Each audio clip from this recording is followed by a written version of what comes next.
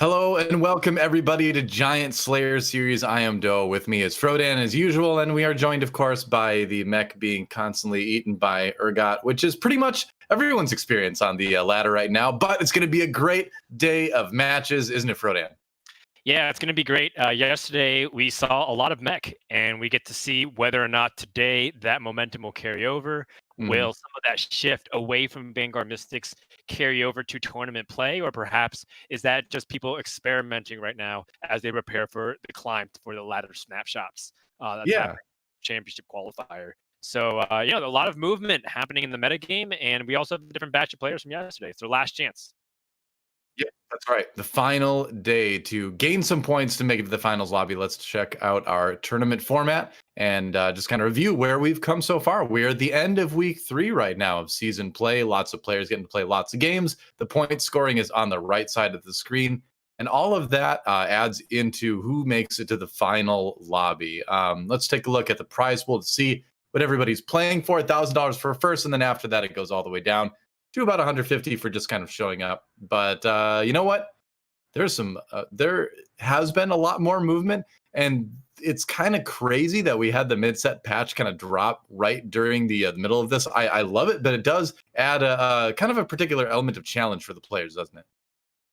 Yeah, and I think that, as we take a look at the standings of how the points have been shaping up, the finish for spots number 7 and 8 are going to be pretty interesting. There is a Yeah. possibility that players like you need might not make it, but 60 seems like a pretty safe number right now. But for players like Kiting and Natures, they are done. They cannot qualify for top 8 here.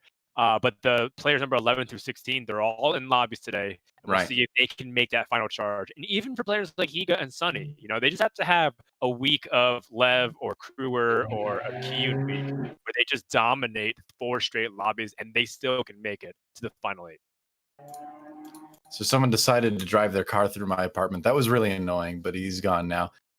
So yeah, it is interesting. And then last time in the tournament, it seemed like about 64 was the cutoff for getting into the top 8. So it'll be interesting to see how closely that is to this season as well. Let's take a look at our schedule here and see what we were in for today. As you can see, we had the players on the left yesterday, the players on the right today, of course. Next week will be our grand finals. And let's take a look at tonight's lobby. As we saw before, it's going to be Khroen, Agon, InayTFT, Deisik, Higa, Lev D Trotskij, and Sunny Liu. And so we've got some players that could move up. It's going to be interesting to see who actually makes it. One player that just needs to have like an okay day today to lock in a spot is Khroen. He's already got a ton of points in the tournament. And although I'm sure he wants to, of course, have the best day that he can possibly have, he's pretty much a lock already, it seems like. Yeah, Khroen is really well positioned, largely because of his week 1 and 2 performance. Very Right. steady, and it wouldn't surprise me to see Khroen even finish on top of the point standings today if he's able to keep it up, given that Khroen was doing so well, and he had a mediocre week number 3, which is understandable. He's been streaming a lot, Right. and overall, like, Khroen is still performing decently well. He was able to crack top 4 a few times. So yeah, Khroen, if he even gets like 6th every single time today, I think he's still going to go in. I mean, Number 8, everybody. Yeah, I mean, everybody's kind of still figuring out the meta right now. It's kind of wild. Like yesterday, we saw Khroen do extremely well with mech builds, which we thought, yeah, mech sorcerer is kind of it's in the meta. It's pretty good. It hasn't been like fully fleshed out just yet, but he was playing like an interesting sort of like infiltrator, sorcerer, mystic, sort of like a little bit of everything variation, and doing really, really well with it. So I'm curious to see if players will adapt that more today, or if that's going to be a purely Khroen thing. You and I, in our little play group, were playing a lot of mech last night. We learned a lot of different stuff. What kind of stood out to you in our mech testing specifically from last night? Mhm. I think that the most interesting thing about mech right now is that there are a lot of variations that you can go about. One of them is Mech Sorcerer, which I think Mhm. is the most popular version of playing mech right now. You essentially, instead of having a Riven frontliner, you have these 3 mech pilots, and then you play a little bit less emphasis on Star Guardians or a little bit less emphasis on just the sorcerer buffs themselves. Right. And then you have like the 2-2-2 mech, which is just basically every single sub trait of a mech pilot, you try to itemize around their classes. So you get an extra demolitionist with Rumble, usually a Gangplank. Get an extra sorcerer with Annie, usually Victor, and you get an extra infiltrator with Fizz, usually Shaco. And then you just try to outfit the rest with perhaps some mystics. That seems to be like a build that's rising up. I played a lot of games of it. I got first a couple times, I got seventh a lot of times, and I got like fifth and fourth a few times. So basically, it's all over the map. I'm not exactly sure how to feel about it right now. I think it's a struggle always to like get to the mech in a stable way, you know. And then positioning is extremely complex with this too. So I think that's going to be something going forward. Is that it's not just like a autopilot build. It is going to take a lot of like sort of attention and skill to be a good mech player. I think in TFT right now. And I hope that clip doesn't come back to haunt me. But I think honestly, mech is a very skillful way to play the game right now, and it's difficult. Yeah, it'll be interesting to see as there was only one vest on the carousel. Sunny Lu was fighting over it with, I think, another player. So vest is contested, which is interesting because in a lot of lobbies that I'm playing, it seems to be bow, tier, and sword as the three ones that people build for, with glove being like another one people could potentially use because they want to build like Last Whisper early. So yeah, today I'm really curious to see what's happening. I'm also curious to see what Khroen's going to be choosing to play because he is a very wide range of players. He likes to basically react to the items and champs that he gets and then pick a build from there. And he's also totally capable of forcing a build. So let's see what he chooses to play today. Now, last week he played 3 games of Rebels and then 1 game of Kale at the end. So he can certainly continue with the Rebel style at least. Yeah, and I think that one thing that we might see today that we didn't get to see a lot yesterday was the Yasuo Mastery Z Blade Master competitions. I think that new form of Blender, Bang Bros, whatever you want to call it, Slash Bros for the PG-13 people. I think that overall this composition is one of the strongest in the game if you can get everything online. It is a little bit hard to get things online though, right? Because reroll compositions, they are rather unstable currently in the meta game. But with the buff to percentages to, even specifically 3 cost at higher levels, it does feel like it's a lot more viable of a build right now to go for compared to some of the other reroll comps. And you're talking about the variation that goes 6 Blade Master, right? Yeah. 6 Blade Master is the key. You often play those 3 Blade, or you try to turn Zed into a Blade Master, but obviously you can't. You just play an extra Blade Master along with Riven and Aurelia. True enough. Well, so far for Khroen, doing a little bit of scouting here. Oh, there's some magic item starts. Khroen right now, just putting together a couple of brawlers. Alawi is a pretty strong early game unit, although I did do a test yesterday where I got a 3-star Alawi and tried to go for like some sort of big carry because I'm like, well, if she's stealing all these defensive stats and she can be even more tanky with items, I wonder, if she can kind of become this really, really hard to beat champion. Turns out she can't. She gets owned in the late game. But hey, you don't know until you test, right? But yeah, 3-star Alawi, I would not recommend it. Yeah, at 3-star 1 cost units, tier 1 units don't seem particularly too impactful right now. And I think, most people are okay with that. The only ones that I've seen actually do have success, funny enough, is Poppy. I've seen people actually still play Poppy 3 with like the Bramble Vest and the Ionic Spark and Death Cap and that kind of stuff. And it's done okay. It plays top 4 in a couple of lobbies, but it just seemed to be more of a relic of a build as opposed to a actual force. I think people were just more surprised by it and weren't accounting for it. And also, those kinds of builds still get eaten up because there's the prevalence of last. Right, exactly. I'm actually fine with the era of 1 cost carries being kind of over. It seems like for now, it did always feel a little bit weird, and I've never really liked hyper roll metas either, so I'm fine with that. Khroen takes a bit of a hit from Higa here. A couple rounds until the first carousel. Finds the Alawi too, which is kind of nice. Thinking about picking up the Rumble. With all the individual buffs to the mech pilot champions themselves, there's a lot more reason now to pick up like a Rumble or an Annie or a Fizz early than there used to be. They're actually like really solid units now.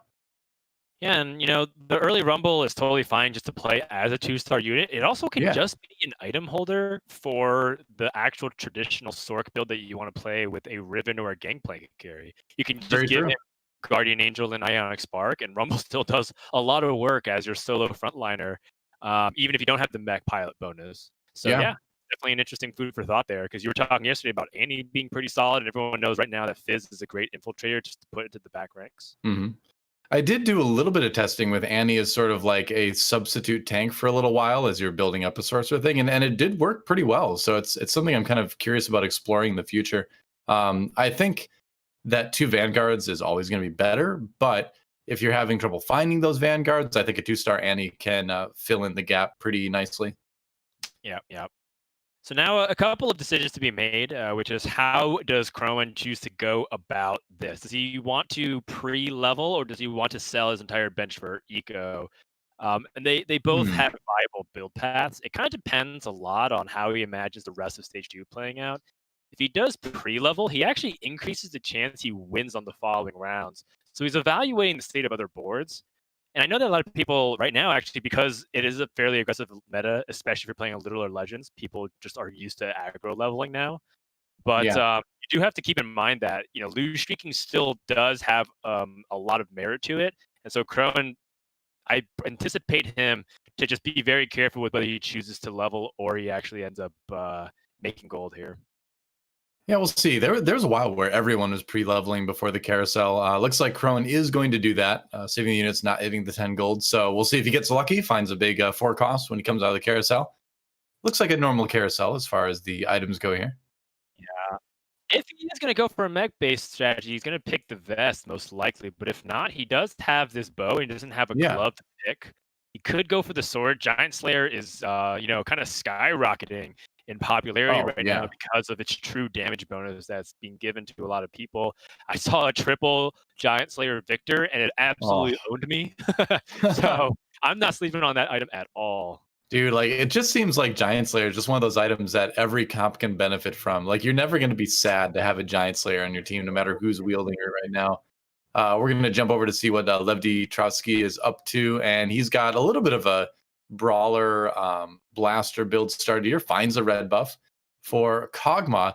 Now, Kog'Maw, it seems like a little bit of a dud right now. People aren't really using him very much.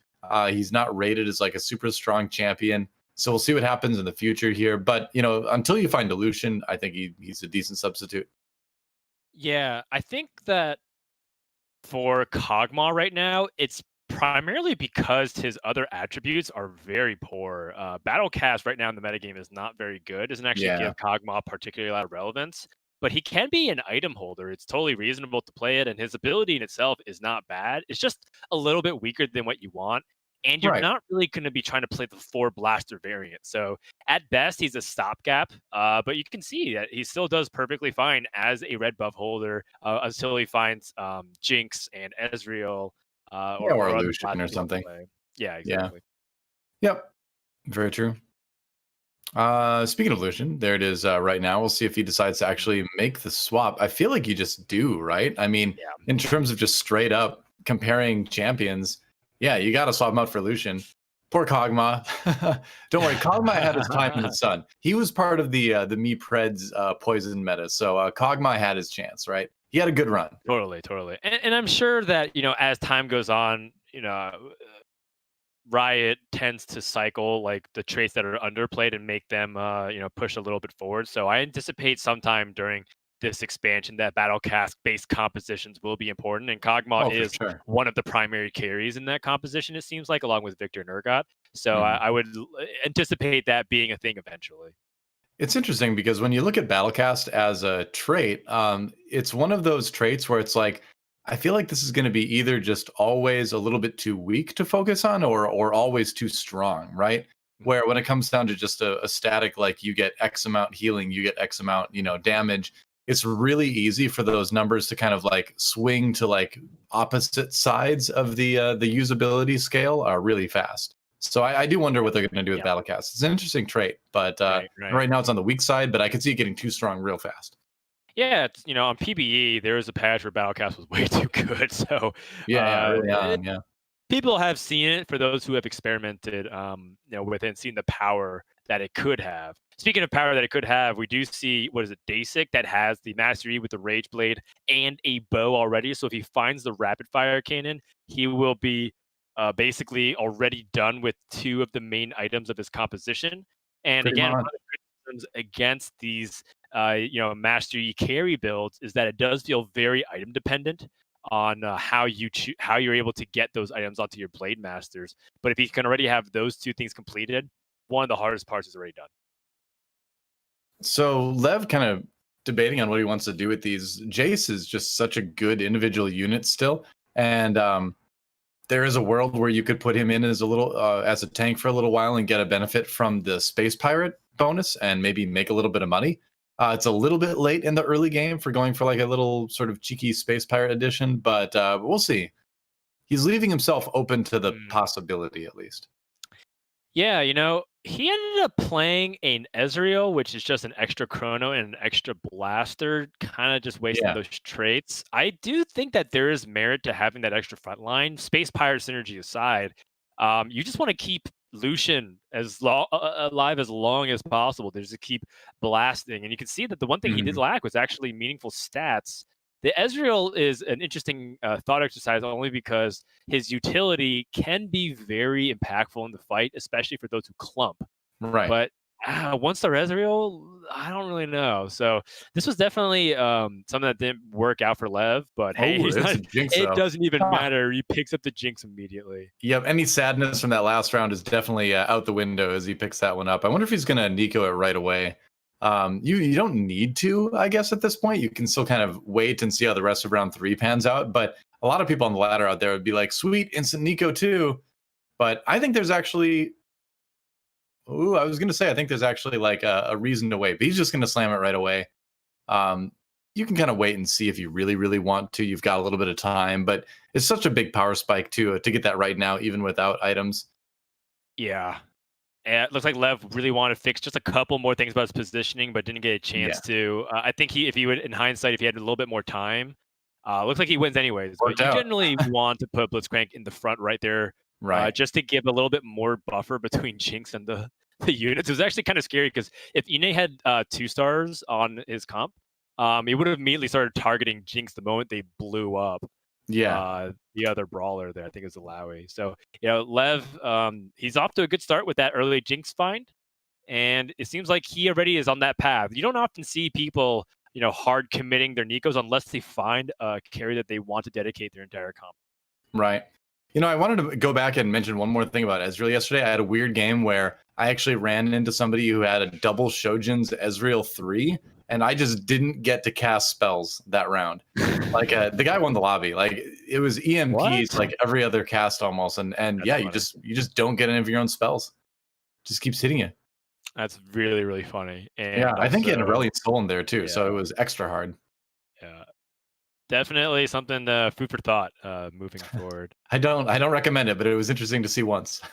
Yeah, it's curious to me that Lev is prioritizing the 4 blaster part of the synergy. Yeah, I feel like most people have just kind of written off 4 blaster as being kind of a luxury, right? Like playing 8 sorcerers in the past, sure, you could do it, but it also seems more for like the content and less for the actual practicality of it. You're kind of a glass cannon for sure. I agree. Like 4 blasters is kind of rare right now. I think if he had the opportunity to put in 4 brawlers, he might do that instead. Having a 2-star Graves makes it a little bit easier, I guess, because Graves can kind of be frontline. But I totally agree, though. I think a lot of people have moved over more to like the Rebels variant, where you just try to superpower the Jinx specifically and only rely on 2 blasters. Yeah, it's not as strong, especially with something with Misfortune out of the game now.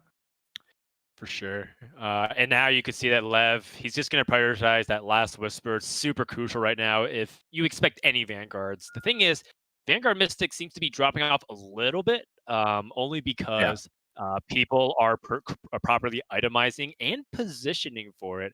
And because it does seem like other compositions are starting to find a surge in popularity. What is happening? He found 2 legendaries at level 7. I was gonna say, yeah, he's got the instant 2-star Aurelion Soul. He used his Nikos on that. It's my Protector Aurelion Soul. Oh man, the other Protector is Urgot. Like that is an insane board at 3-5 for Tien. His shirt says I'm on a roll, and I agree with his shirt right now. His shirt is he's got it right. How did this happen? It's one thing to get like a legendary, but to get it when he has a protector spat, and he can immediately Right? make Aurelion Soul, and he can put the other best protector in the game in Urgot No, no. immediately. Bye bye Malphite. Okay, Tien looks an early candidate to lock in a top 2 spot in this lobby right now. Dude, I don't know how you get anything outside of the top 4 at least with this. It's so strong. He just needs Oh, to maybe you don't even need to pivot over to Rebels, honestly. Like he can yeah. still go around cybernetics. He can just literally have those two sitting there interacting, and that Aurelion Soul gets a protector buff and he's just a 2-star, and you can just put items on it. Like he can still build whatever he wants at this point. Very much so. Part of the flexibility of it is that, with Aesol being 2-star already, he can just pretty much itemize Aurelion Soul, ideally like a Warmogs or a Bramble Nest Yeah. or whatever, just to prevent the crits, and then just kind of outfit the 2 protector into any composition. He could even, just play straight up cybernetics even. I've seen that actually happen where it's just like, oh, I Yeah. just found the Aurelion Soul 2, slap it in, and then play 2 protectors, and it was like, oh, okay, wow, I guess you still win the lobby. So he has Yep. so much flexibility, and it's just looking really good for Tien right now. Yeah, and honestly, this is one of the things I've been liking about 3.5 is that the 5 costs feel more like the 5 costs from set 2, right? Where in set 2, like you could just put a Zed in with good items sometimes. You can just put like a Singed in a lot of times with good items. Where a 5 cost should feel like, oh man, I should just find a way to put this in because it's such a strong champion. And now I kind of feel that vibe out of what we've got in the pool right now. Yeah, yeah. Based off of this, he already has that Infinity Edge. He has a glove. If he finds the Last Whisper, I think he actually should explore the idea of going into Blaster Brawler featuring Rebels and Protectors. But we do know Totally. that there's a lot of people that like playing just straight up like Xin Zhao and Rakan and just getting like all the Protector value that you can. I mean, you start out with a shield, so it's not bad. Aurelion Soul cast right away. Right. So, based off these, would you make any specific items? I mean, you have 4 components. It feels like you gotta slam something. Yeah, Thieves I don't gloves know. on It's Nard, it's for just example, is a good. yeah, it is an awkward set of items. I really like Thieves Gloves lately. That leaves you with a Zephyr, so that's not bad. Those are 2 pretty good items. It looks like that's going to be the plan. I think Trap Claw is an item that's going to rise in priority right now because it's one of the few things that stops Urgot. But I think in this situation, Thieves Gloves Zephyr makes a lot of sense. So I always find it amusing when other people start to realize what's actually happening in this game. They're Yep. like, wait, what happened now?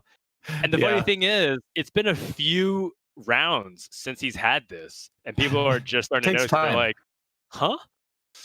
Like, wait a second. Nobody noticed the Oh, sidebar with the jeez. Aurelion Soul 2 pop up. Yeah. A recon in the shop. It seems like with this Fizz hold, he was maybe thinking about splashing in a little bit of those infiltrators, but or maybe even going for mech. Doesn't really need to do that. Yeah, I mean, you find Yes. 2 more protectors, so ooh, why not? Oh I wow, like okay. it. I like it. Yeah, I mean, you're taking out your 2-star Graves, but you don't really need him that much anymore because Lucian's not your carry. Like suddenly Lucian with an Infinity Edge, like who cares? He's just Yeah, and hanging out. I think that the important thing to note too was that he had 2 Zephyrs, one off the Thieves Gloves, one on the Vi, and that helps disable a little bit of that front line. And basically, this is just like a stall as long as you can to ramp up Aurelion Soul because Aurelion Yeah. Soul just continues to rack in more and more damage as the battle goes on. And overall, it seems like Tien is set. Yeah. I don't know if here's the thing. I wonder if he's going to even lose another battle for the rest of this game. That's a real I question right wonder. now. Oh man, he finds a Janna too. That's 3 1% legendary rolls that he's had. I don't get it. It's The silly. TFT gods are with Tien today. That's for sure. He even Um, has Jinx in his shop too. If he really wanted to put like this IE on Jinx, start playing some Rebel packages, but he doesn't really need it. He said it looks like he's going for that mech. yeah. I mean, having the mech is fine. I guess it's gonna delay any attention the Aurelion Soul might get damage wise. Yeah, With the mana burning that Aurelion Soul does now too is like a really unique thing that they've added to that kit, and it makes him 10 times more scary. Like he basically feels like Singe 2.0 at this point. I don't. I even hard pressed to imagine Singed being this dominant of a unit with a spatula based item. He does more I don't. damage than Singed. Yeah, Singed was like really disruptive, and he did carry a lot if you're able to get him to 2-star and the Morello. Yeah. But I mean, this kind of Aurelion Soul with the Protector is absolutely nutty. He finds the opportunity to maybe get additional item. I do think that Warmogs is really important if you want to get maximum Protector shield. But one thing Yeah, that he sure. has to be careful of is that if he does end up getting, if he does end up seeing another build that goes snipers, I've seen Jin comps able to take out 6 Protector Aurelion Souls with like a mega crit. Yeah. So I think in his mind, if he does have that opportunity to consider that in the future, he should. But he just chooses to forego it and instead pick up the rod over that vest. All right. Well, I mean, that can build into a lot of different things. You could just go for a death cap on the Aurelion Soul too. Yeah, yeah. Why not? It's not bad. Meanwhile, over in Six Blade Masterland, he's got the Zed, but he doesn't have the Blade Master spatula yet. It looks like. Yeah, he's also floating like a lot of almost completed 3 stars. We're just like he's just in the process of rerolling, and bench Yeah. management is starting to become a headache. It looks like he also has like Riven 1 on Aurelia 1, just really missing a lot of key units, and he's holding on to a Nico because I think he really needs to save that for whatever he's missing during the more dire moments. But yeah, this is one of the more dicey parts of the game for the Slash Bros composition because Haha. as you're rolling, it's really really tough to save Dicey. points. I see what you did there. So Deisik is feeling pretty at home playing this comp too, because he has played more Rebels than anything yet in this tournament. And Slash Bros is essentially an extension of a previously Rebels composition. So probably feeling right at home with this one. Yeah, I When am do you roll curious down? about. Yeah, I am curious about the thrash on the bench, but in terms of your question of when you roll down, it usually depends on your health relative to everybody else. I think if he Sure. was like in a Khroen and Inay spot, he'd be rolling down a lot more than he is right now. But part of it is that early Master D2 allowed him to stabilize his health, and I've seen a lot more. So part of this composition is that it does seem to lose a lot during the mid stage of the game, and then win a ton in the late game. So I've seen so many like 12 HP comebacks with this composition. Right. So Khroen as well. I just jumped over to his board just to see what he was up to. But let's see. For some reason, his name took me to Deisik stream, so never mind.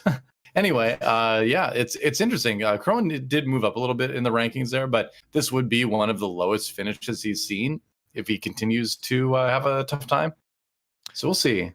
Yeah, he won his round, so maybe Yeah, not so bad. But I do wonder what he's building right now. it is going to be a lot harder for him to win if Deisik gets fully online, finds another Master Yi. Mm-hmm. So many upgrades like on the verge of coming together here. 7 Yasuo, 6 Master Yi, 2 Irelia, 2 Ribbons. Mm-hmm. So close, but yet so far. The agony of reroll comps. Right. And it's a part of the game. If you look at the density of the health totals too, it's fairly close from second to sixth. And Yeah. so this might be one of those situations. Wow, another Hmm. Rage Blade. Maybe one of those situations where Deisik might feel like he has to just jam Nikos on a suboptimal thing. Like if he can't find 2-star Irelia or 2-star Ribbon, he's rolling a lot of his gold down to end Right. up using it. Yeah, I mean, I think it's a lot about what you mentioned earlier. Oh, he's one Yi away now, but there it Oh, is. All right. Well, it's a lot like what you mentioned earlier, where it all depends on his life total, and he's actually going to go up to 8 to put in the Thresh. That gives him Chrono, and it gives him the ability to just start pulling stuff off his bench. So that is a nice sort of combination of power spikes here. yeah. So the power spike for Mastery should be good enough to at least be competitive. Inay finds a Casio 3. Wow. So several 3-cost carries are fully online now. Depends if Inay has the items, but look at this Mastery absolutely shred. You want a shredder in the modern 3.5 set, and look no further than Mastery 3 with Rage Blade and RFC. That is pretty disgusting to watch. I like that he built the Bramble Vest on the Yi as well. Been seeing a lot of people putting QSS, and I think QSS is starting to really kind of drop down in priority in the meta right now because of things like Urgot. Whereas Bramble Vest, at least you're going to ensure that you're not going to get one shot by a sniper. Did Inay just get Casio 3 and then die right afterwards? It looks like he did. Yes, he did. He did. It's been a rough couple weeks for Inay. Last week did not go great for him. The comps he was playing was like a little bit on the silly side. He played Star Guardian Sork one game, but a rough start to today as well.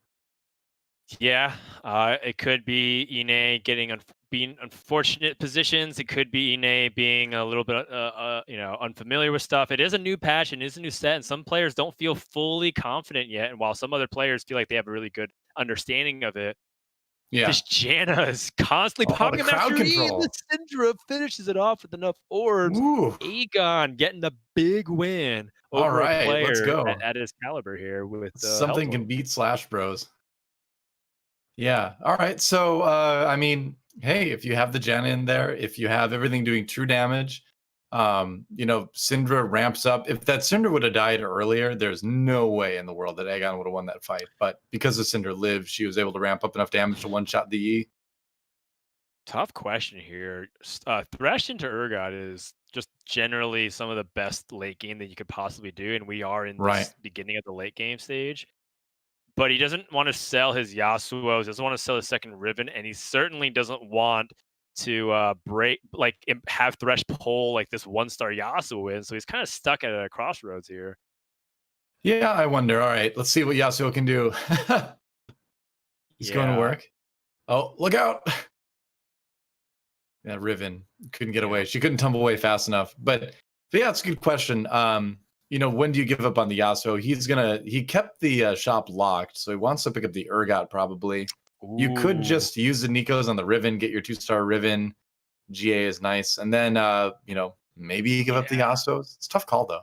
GA is so good on the Yasuo. These gloves also very, very good. Shojin for the Thresh is also very good. These kinds of carousels honestly scare me because all of these items are really good. So that even though you got a big power spike, everybody else did as well. So it's an intimidating spot to be in. I love and hate this carousel at the same time because I love that I get the item that I want, but it's like, wait, this composition needed like a big mana item, and they just found a blue buff.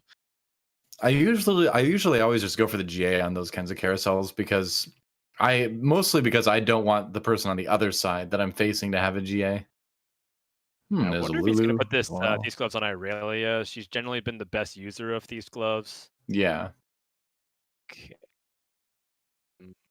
He might have to ditch the Yasuo 3 plan. He's so close. He's 1 Yasuo away. You can't tell me that that's correct to give up on 7 Yasuos. But then he doesn't get the guaranteed Urgot pull. And at this stage of the game, with so many close people in health, he might end up like losing too much health because he doesn't get the guaranteed Urgot pull. Yeah, well, here's TN's board again, and he did finish the death cap on the Aurelion Soul as well. Right, which I don't know if I actually agree with. Oh my god, the Aurelion Soul goes down, but does it enough time for the rest of the composition to get online? It does not. Oh yeah. Oh, I thought you meant enough time for the Slash Bros comp to come online, and it was. But the death cap on the Aurelion Soul, like, it seems good on the surface, but like you mentioned earlier, you were talking about the Warmogs, and I totally agree that having more defensive items on the Aurelion Soul is a priority. I mean, you're already doing tons of damage. You don't really need to up that, right? You need to make sure the Aurelion Soul lives. Yeah, it's kind of like one of those things where no matter how you choose your route, you kind of get hurt by one thing. So in this case, you look at Higa's board, he has a Jin. So you don't have Bramble Vest, you're going to get wrecked by that. But if you go for Bramble Vest, then Yi with his true damage is going to cut you up, and you wish you had that health from Warmogs and the Protector Shield. So, it does seem like TN isn't, immortal with that early ASOL 2. And if anything, Lev's in the lead. And we'll see if Higa can catch up to him. He is online with his Teemo 3. Dude. Actually, it took me a while to notice that because Teemo was hiding in the corner there as he usually does. Yeah, those mushrooms were hitting people for over 2,000 damage. That was crazy. Like the only problem is he doesn't have any tiers on the Teemo. Like if that was like a blue buff Teemo 3, he would just be instantly killing every team. I know, this is ridiculous. I've never seen Teemo 3 in my games. Probably because there seems to be multiple sniper players in the lobby, but that's wild to me. You notice he's only 2 away from a NAR 3 as well. Oh, you're right. Yeah, he's got 2 Nar2s on the board and another Nar on his bench. So I this love it. could be like an insane, like super powered Astro comp. Oh my god, he Oh, has he it! finds a Nico. That's an R3 Yeah. Now, here's the thing, and a though. Jewel Out of Gauntlet. all the Wow. 4 costs that can get to 3 stars, Mhm. I do feel like Gnar is great, but he is one of the less imposing 4 cost 3 stars because one of our buddies actually landed it and then just lost right after. Hmm. Just because Gnar Do just it. like he has that one big burst, but after that he's just a bunch of stats. So if you CC him down with like Lulu, or if you get the unfortunate situation of Urgot, Yeah. Nar 3 does seem like something that doesn't actually end up winning you the game sometimes. Well, we'll see But how it let's works see. out. Building it allowed him to put in the Lulu, which is pretty nice because he got Look at Mystic this. out of Oh, that. wait, what? Gnar. Okay, I was like, where's the damage? Yeah, it's there. Oh, Wow. and Nar's just gonna walk up and one shot him. Yeah. Wow. All right. So Nar 3, Teemo 3. There are some really, really strong boards in this lobby. Agon and Deisik are actually out now. Khroen did go out in 7th as well. So we've got our top 4 in Lev, Tien, Higa, and Sunny Lu. Yeah, Hmm. this lobby is just kind of an omega high roll. Like Yeah. Deisik found his Master Yi really early and he's out in 6th, right? Like Yeah. Tien, it found an Acel 2 with Protector Chest and Urgot, and yet he's not running away with the lobby. We found a Teemo 3 Nar 3 player in Higa. This is just one of the most wild Nico versions I've seen in a hot This minute. is like one of the strongest lobbies I've ever seen in TFT. He's gonna go up against Tien. It's like a Clash of the Titans What? every single round right now. But I like the Yeah. snipers here. Oh, such big damage coming out of Gnar and Yep. Teemo, and Aurelion Soul not going to save you from the burst. Aurelion Soul is good for the slow damage over time. Yeah. Oh, finds the Ooh, Karma too for the Jin as well, man. that's huge. Yeah, buff the Teemo by all means. Forget Jin. Teemo's your carry now. He's even got the Jewel Gauntlet. So now those mushrooms are going to be critting for like 3k plus at this point. Yeah, And I Nar's going like to the be just one-shotting karma. everybody. I like the karma a lot too because Yeah, Teemo does lack one thing, and you mentioned it. It's mana gain, and attack speed can be a way to compensate that. very true. So the shield from karma could be very valuable there. These rounds are going to be so entertaining to watch. It's disgusting. All right, here we go. So Jin carry Oh, with the Rebel build for Lev D. Just a very strong, reasonable build.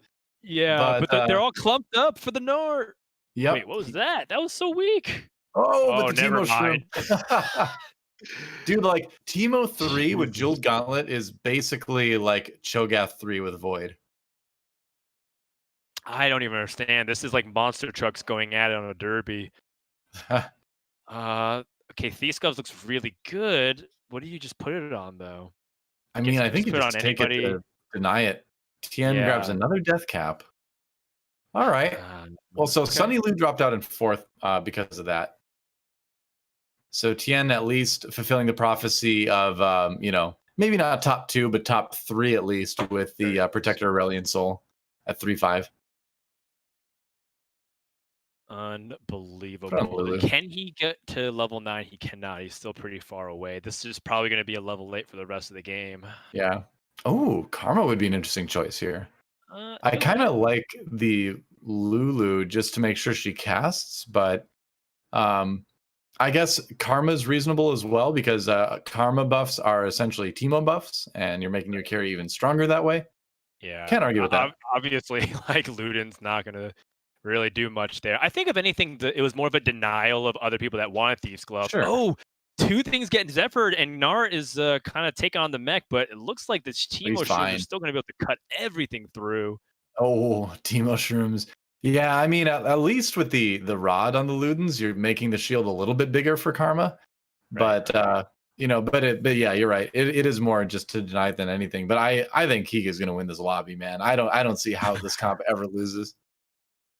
That's a hot take, Doa. This guy hasn't lost in 7 battles. It doesn't seem like anybody can take him down. I am fully in agreement. I think that Yep. this is looking very dominant. And Lev, I mean, he's done a great job to get to this point. However, I think he Yeah, has also benefited from very good fight RNG, or rather matchmaking RNG or randomness, because he hasn't really faced Higa a lot. Anybody that true. faced Higa took mega damage. Played him once, lost that one. Probably going to lose this one as well. We should mention as well, there's the Gnar 2 on Lev's board. And so what that means is that we Whoa. see our first occurrence as Whoa. Teemo just rolls over. Oh, what? Wait, what? Whoa, What? the Gnar did not ult in the correct spot. Higa's gonna take big damage. Is he dead? Ooh. Oh my Wow. goodness. All right. Well, what I was going to mention though is that the way that Nico's works now is that even if there's no more champions left in the pool, it'll give you them anyway. And I believe with the situation that we had with Higa and Lev, where Lev has 3 Gnars essentially, and Higa had 7 Gnars, that I don't think there were any left in the pool. So that was the first occurrence of seeing a Nico's operate in the new way where it gives you one anyway. Yeah, that's a system change for set 3.5. Yeah. It was. I'm actually glad that we saw that fight pan out the way it did, because it's exactly what I was talking about. Gnar 3 sometimes doesn't feel super reliable, and it was just like that. It ulted the wrong side of the comp. Jinx was completely uncontested. Got a reset with triple offensive items, arguably the 3 best offensive items you can put on Jinx. And now he has a Shroud. That Shroud of Stillness is low-key like one of the best items that Lev could have gotten, because it will stall things like the Teemo or the Gnar from getting their ability off. Yeah, I think Oh more my than God, anything, Gameplay too. GP2, nice. Holy cow. I think more than anything, honestly, the fact that there's no tier items on the Teemo on Higa's side, it's not casting instantly. It's kind of his Achilles heel. That, along with what you mentioned about the Gnar, we'll see how this fight pans out. It really could go either way. Gnar take the wheel. Okay, so he does slow down the Gnar ult as well, but Teemo's in the back. He's not going to get hit. Oh, he walked into the GP ult. It's okay. Team's on the other side, though, and gets up a huge shroom patch on the Rebels. Lev's taking a big hit, so now it's down to game point. Anybody that wins becomes the winner of this game. Pretty much. Yeah, just kind of rolling to see what he can find. There's not a whole lot else he can do to make this board stronger than it already is. It's more about positioning at this point. I would argue there is one thing he could have done, which is he actually had an Urgot and a Thresh possibility. And I know that you care about like a Blitzcrank, but at this stage of the game, I'm not sure if a Blitzcrank is nearly as important as having something that could just like auto kill a Gnar 3. That's true. You don't need the Brawler buff. Ooh, oh no, he put GP in the back trying to be fancy. Doesn't hit the Gnar, doesn't hit the Teemo. They're on the same side. This is looking like game over. Lev, some ping issues, but I mean, it's hard to win against this kind of comp, isn't it? Yeah, exactly. Like it's like we were saying, he had to get really lucky with the Gnar 3 basically just ulting the wrong spot to win that round. But it will be Higa who takes the win with an extremely strong lobby of a Gnar 3 and a Teemo 3. Fun first game to start the day off. I like it. Yeah, I'm happy with that. And Lev also he did a great job preserving his HP to get second place. I think that also goes to show you the value of HP in a game like this, because Higa won with just a few hit points left, and all he did was take one really bad loss that was to really bad fight randomness, and that happens from time to time. You could have like the best comp in the lobby by a mile, but sometimes you don't have 100% win rate guaranteed in anything. So he ended up preserving just enough HP to take first place. Otherwise, he would have gotten second or maybe even third. Yeah. So Higa does get first, though. And looking at the overall point standings, I'm not sure if we can bring that up right now. I'm looking at them on my own over here. Higa is one of those players that he would basically need to win 3 games to make it into the top 8. It's not impossible.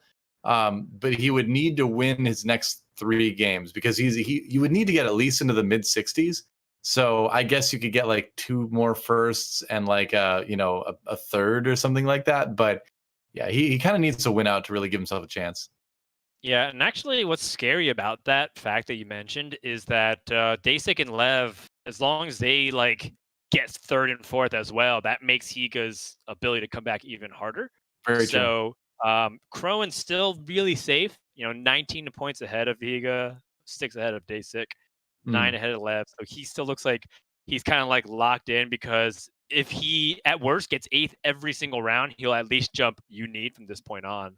That's why we consider Khroen to be in the safe spot. Deisik and Lev very close to that as well. Yep. Because like you mentioned, Khroen could just go 8th and he would still, be tied with Hydra or something, or to be at like 66 or something like that. So Yeah, but you don't want to have a day like that. You want to make it into the top 8, but you want to make it in style. So we'll see if Khroen can pick it up. But that was a fun first game. We didn't see snipers be quite as prominent yesterday, actually. So it's cool to kind of see that come in today now. Yeah, I mean, if it takes a team of 3 to win the lobby for snipers, Yeah, at that point, you're not really upset. You're like, "Oh, okay, well, I mean, team of 3 and R3, like, yeah. it's kind of once in a blue moon type of thing. You don't really get those kinds of games very often. Mm, The only times was like actually in the previous patch where sometimes you could get Cho 3 and Vel'Koz 3 in the same game, but those are right. still so rare. And that was a patch where it was likely to get it if you were able to roll down at level 8. Pretty much. We were talking about this in our own little like play group as well. That snipers on the ladder have seemed to kind of fall off a little bit. It was one of those comps, the Astro Sniper comp, that was discovered very quickly, and as such looked very strong. Just by comparison, because the other comps hadn't really been figured out, but is now starting to drop a little bit. And so conversely, now that's going to make the comp a little bit more appealing on ladder because there's going to be less people contesting you for it. Whereas over the last week, there was like 2 or 3 people minimum in every lobby that I saw trying to play snipers. So now that it's starting to drop off slightly, there's a chance to grab it and be less contested. So it'll be interesting to see where snipers kind of falls in the end as far as a comp tier list and say like a month from now. Yeah, I think that it's a really good demonstration of how the meta is evolving. Mhm. Snipers aren't bad. In fact, I still think they're one of the best comps in the game. But Yeah, I think it'll be A tier at least. yeah, there's other comps to play, and there's comps that it's weak to. So definitely something to consider. We're heading Yeah. into a normal galaxy, but it's anything but a normal start here. Full item carousel to start things off, but it's like the tier 2 items. A couple of Yeah. items here can be considered like really best in slot for a lot of things, but these are usually the second priority items that you want to get in your composition. So we'll see how people build around it. Right. I think redemption is a good pickup early on. It's one of those items that's just kind of generally useful throughout the game. Putting on a frontliner that you think is probably going to die pretty quickly. Same with like the Zezrot portal and stuff like that. Yeah, I think redemption is one of the best ones that you can have. It seems like redemption is still, it is actually one of my favorite item changes going from the previous set to now, not even just like 3 to 3.5. Yeah. The fact that redemption, no matter where you're at, heals your entire team is really big. It's kind of like having a Soraka on your team, so to speak, a one Yeah, like a time mini use. Soraka kind of. It's way Yeah. more appealing than it was for sure. Yeah, so I like it a lot. I think Redemption is really good. Zizarop Portal, as you said, is also very good. I also think Shroud is like it's kind of like Zephyr, where it takes a while for people to appreciate it because it's not one of the sexy items that you can build. Glove is like a premium item component for a lot of compositions to build Last Whisper. Right. Vest could be used for a lot of different uses as well for red buff and for GA, etc. So you don't really want to make it very often, but Shroud off of a carousel often is like a big swing for certain composition. Yeah, it's sometimes a game-winning pickup if you get it off of that last carousel, right? And you're in that 1v1. But yeah, you never really want to build it per se. So a little bit of a brawler, and he could have put in the battle cast with the Nocturne as well, but it's still the neutral round, so who really cares? But we'll see what he goes with. I think this could be like a cybernetic start. He might lean towards that with the double Fiora, but wide open right now. Yep. Redemption does end up leaning well to a cybernetics because you're able to just kind of play it pretty easily into most compositions. But again, we'll see how things continue to shape up. Cybernetics is still one of the most stable comps right now because I think most people universally understand what it can do, especially with Vayne being the new carry for cybernetics as an option. Most people seem to actually be favoring a Vayne carry over an Irelia carry simply because of the consistency that you can get Vayne at a 3 cost tier as opposed to Right. 4. Yep. And there's also the flip side of that too, where sometimes you have rounds where like Aurelia will get stuck on a tank and just not do a lot, whereas Vayne will be in the back lines pretty much always being useful. So I think Yeah, yeah, it feels like Aurelia has a higher ceiling as far as what she can do in a round, but Vayne has more consistent sort of performance. Yeah, and I'm definitely in the camp of why not both. You know, like you Yeah, don't really exactly. need too much to make Irelia really good. In fact, all I think that Irelia could do work just with one item, and that's Infiltrator Talon. Yeah, You for just sure. put that on her, and you'll start to already see a lot being done by Well, the yeah, her biggest Irelia. drawback is her targeting sometimes. So if you can kind of avoid that by letting her jump to the back line on the carries, that's huge. Right, and of course these gloves, as we saw in the previous game, still Yeah. very viable. Kind of warms my Well, heart that everyone's considering picking up early rumbles.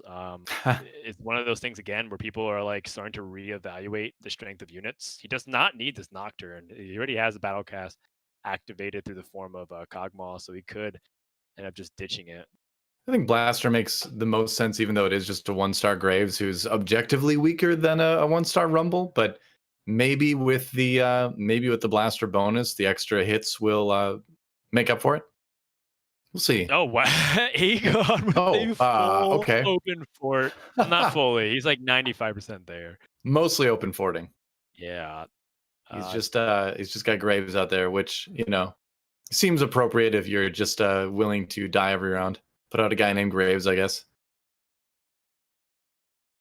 Yeah, so Aegon loves like, loose streaking to start things off and then try to climb back, but I do wonder what he's planning to do with that Hex Tech and those components. It does seem like he's just favoring ecoing up a lot early game.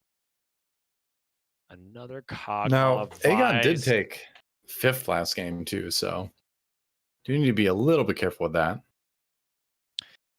Yeah, Aegon's in that zone where like, kind of similar to Tien and Lev and Deisik. Kind of like, he could end up breaking the top 8, could end up just falling out of it. Mhm. So yeah, every placement is going to matter a lot. I'm looking at the fact that he has 4 brawlers super early here, but kind of curious to me that he's prioritizing the Rumble early on. And I wonder if just because Rumble as a standalone unit is still very solid here.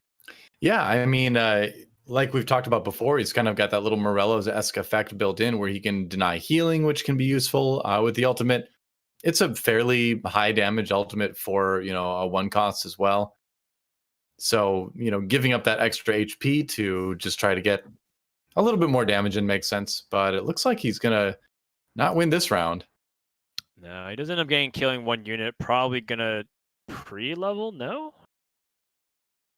Oh, Okay, he oh, I can do think it right he, before. yeah, I think he maybe tried to. I don't know if he quite got the pre-level off in time.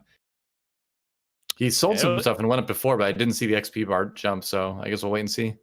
you could do it right before, I think, because just like you can buy a champion after the carousel finishes, but before the next round starts, I think Right. you can also level as well, so he'll be okay as long as he just got the sell off in time. Mhm.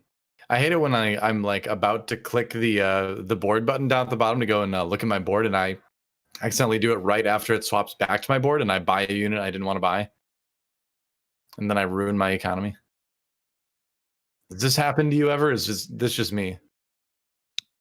I feel like it's happened before, but so Like if many you're things not, happen in a game of TFT that's hard for me to remember. An early yeah. Fizz Hmm. has me curious because he has a Rumble already. Those are the 2 harder units to find. You could go mech Makes totally. makes me wonder exactly if Higa should consider him back moving forward. But we'll go ahead and focus on another player that needs to make big movement. Inay's had some high highs and low lows. He had week 1 dominance. Week 2, he was one of the busters. And game number 1 of week 3, he also bombed out in 8th place. Yeah, found the Cassiopeia, immediately died. I wonder if that was an indication that he was playing Vanguard Mystic. You'd think that would probably be it. We'll see what he plays this time around. Just got a Rebel Infiltrator start for now. Could go Slash Bros, I suppose. He could. Zeke's is surprisingly very good on it because you can Yeah. make that onto Yasuo, and he generally needs to be next to Master Yi anyways. Yep. So Or you that's could do what he's good. doing, where you just put the Ziggs between the 2 Blade Masters as well. Ideally, I suppose you'd be giving that buff to like a Zed as well, but for now, seems to be pretty good use of it. Yeah, it's hard to say when exactly it's a game where you go for this composition, but this early foundation does look like it can.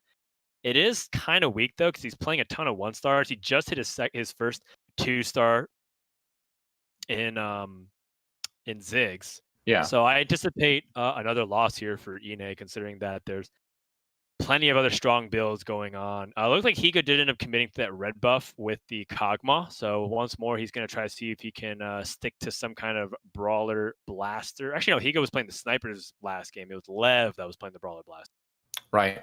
I mean, red buff is always a solid item if you decide to go the blaster direction, just because you can put it on so many people. Ooh, there we go. Nice couple upgrades on the infiltrators there. Yeah, that's huge. Absolutely huge. Yeah, that'll be a lot more damage. Nocturne early on seems really strong. I feel like he falls off, but early being able to suppress one of your opponent's champions seems really good. Yeah, I think that Nocturne is low-key one of the better item holders in the early game, because I think he can use pretty much any item very effectively. If you give him damage, obviously as an infiltrator, it scales with his attack speed and the fact that he gets to assassinate carries in the back. You give him ability-based stuff, helps scale his fear, and if you give him mana stuff, I've had him hold blue buff, for example, or even like when I got like a Shojin drop randomly off a full item carousel. I've had Nocturne hold it temporarily and ended up doing pretty decently with it. So I think Nocturne is kind of underappreciated right now as a unit, and definitely I think most people understand that he's at infiltrators early on is very good. But another thing to consider when you're trying to shore up your early game is who can hold items reliably as I transition to other things. Yeah, for sure. Yep, needs all kind of flow, So we'll see if now that he's got a couple two-star infiltrators, he can do a little bit better. Similar board on the other side. He's almost facing a mirror board. Just the star levels are a little bit different here, but the Zed getting worked on the back lines. But then again, it's going to come down to the infiltrators. His Malphite lived a little bit longer, which helps. Yeah, it seems like maybe I spoke too soon. Nocturne gets the suppression down, so it's actually very hard. This Frozen Heart is also, I guess it just goes into the bucket of tier 2 items that I think people don't immediately think about, but have a lot of use for. Oh, I love that item. That's been a tier 1 item for me for a while now, actually. Interesting. Really? Yeah, I mean, and I barely broke into Masters before the mid patch, so take what I say as a grain of salt. But I really like Frozen Heart right now because, especially in a meta like this, if you can deliver that Frozen Heart to the back line with an infiltrator, you can slow down snipers and things like that. If you can put on a front line, you can slow down the Blade Masters. I think there's a lot of uses for Frozen Heart right now in the meta if you know how to use it correctly. Definitely. And it's interesting because I consider just like Frozen Heart a really good item to play, but some people, I guess, DoA is like something that you want to slam. So I think maybe you do. I don't know if I'm right on that, but I think maybe you do now. It's worth considering for sure. Yeah.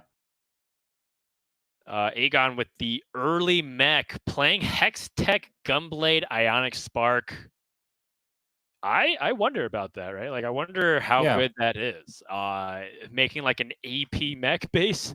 He could go ahead and just play sorcerers with it. He has the Ari and the Zoe in the back, which still, even after yesterday's result with Khroen, I still believe mech sorcerer is the best variant of mech, at least the most consistent and stable. The less variants of like first or eighth and more like top 4 or maybe 5th. So I think that's my favorite version of mech. It goes back to a conversation we actually had this morning before the show where we were talking about mech itemization and how it's not the same as it was, and maybe there is more room for damage mechs instead of just the tanky mech with the bramble vest and the dragon's claw and all that kind of stuff. I almost wonder too if you can go to the extreme with that. Something I want to try is going like pure damage on the mech and then using your other slots for other tanky champions and like putting the mech in the back a little bit more and using it like just a big melee damage dealer. Yeah, that's definitely something to think about here. But definitely over in Inay's camp, 7 battle losing streak. At least he's got that instant gold, and at least he's going to hit level 6. It's rough, though. Okay. See what he finds off the carousel. Let's see. Kind of depends on what he wants to go, exactly sure. Neither is Agon. I guess he really wanted that tier, but like he kind of hinted as if he wanted to move towards it with Agon picking it up. probably not going to work out for him right here. Well, it's kind of funny because I looked at this carousel and thought about the items Inay have, and I'm like, I don't actually know what I would go for here. You're sort of caught between a couple different things. He decides to grab the gloves, which can be a Last Whisper or an Infinity Edge, or a QSS, I suppose. But it just seems like his direction has not yet been decided. So we'll see. We'll see eventually where he ends up. Yeah. All right. Going over to check out what Agon is up to. He has gone for the mech. He's got the Star Guardians in there. This is about as a pure mech sorcerer as you can get. A lot of people would swap into Victor a little bit later on, but the Star Guardian package is a legit way to run this for sure. Yeah, and you don't even have to necessarily commit beyond just actually these 3. You could go. What you do is you actually just level to 7 and then level to 8 and just play 2 more sorcerers. Yeah, true enough. So pretty straightforward, which is why I think it's particularly nice. And sorcerer seems to be a really reliable early mid-game transition anyways, with some good late game possibilities. So sorcerer is an all-around trait right now, and it seems to be very reliable currently in the meta. Yeah, once you get things like your Cinder 2 online as well, you can start really doing a good job of one-shotting people with the way they changed her ability to never waste an orb, which is great. One of the worst things ever was watching Syndra ult someone with like 10% HP and like every orb goes in there. Like, well, that was a wasted ult. She could have just autoed them. But now any extra orbs go to a different target. So it's pretty great. Yeah, it's a nice quality of life change for Definitely. sure. She needed it. She got nerfed so hard for so long. It's nice to get a win for Syndra once. Today I learned DoA is a Syndra simp. All right. Yeah, well, I mean, only as far as like the my OG Star Guardian days. We had good times, Sure. Syndra 3 and I. I'm just messing. So now that we have this mech completed here, I truly do wonder if Agon picks up another Rumble, will he consider moving some of these items? Because he does have 2 pretty good items. I would say that, Ionic Spark and Titan's Resolve generally are considered to be very good on mech. I'm just curious about that Hextech Gunblade. But you know what? The mech damage is still very considerable to the point where maybe that's just enough to sustain it. You don't necessarily need to be as dependent on Quicksilver or Bramble Vest if you're able to gain a little bit more HP on your cleaves and your ability. Well, what I've kind of noticed with mech right now is that if you play it in the sorcerer variation, just like pure sorks along with the mech, you only really need to ult once. So you can take a little bit of CC early, and if you ult once, you just blow the enemy team up. Kind of like the whole Gangplank's sorcerer philosophy too, where you just basically need, and even the Nico one to a certain extent as well, but you just need your frontliner to do their big AoE ultimate once, and then that should be enough for the rest of your sorks to clean up. That's always been kind of the idea with sork builds in set 3.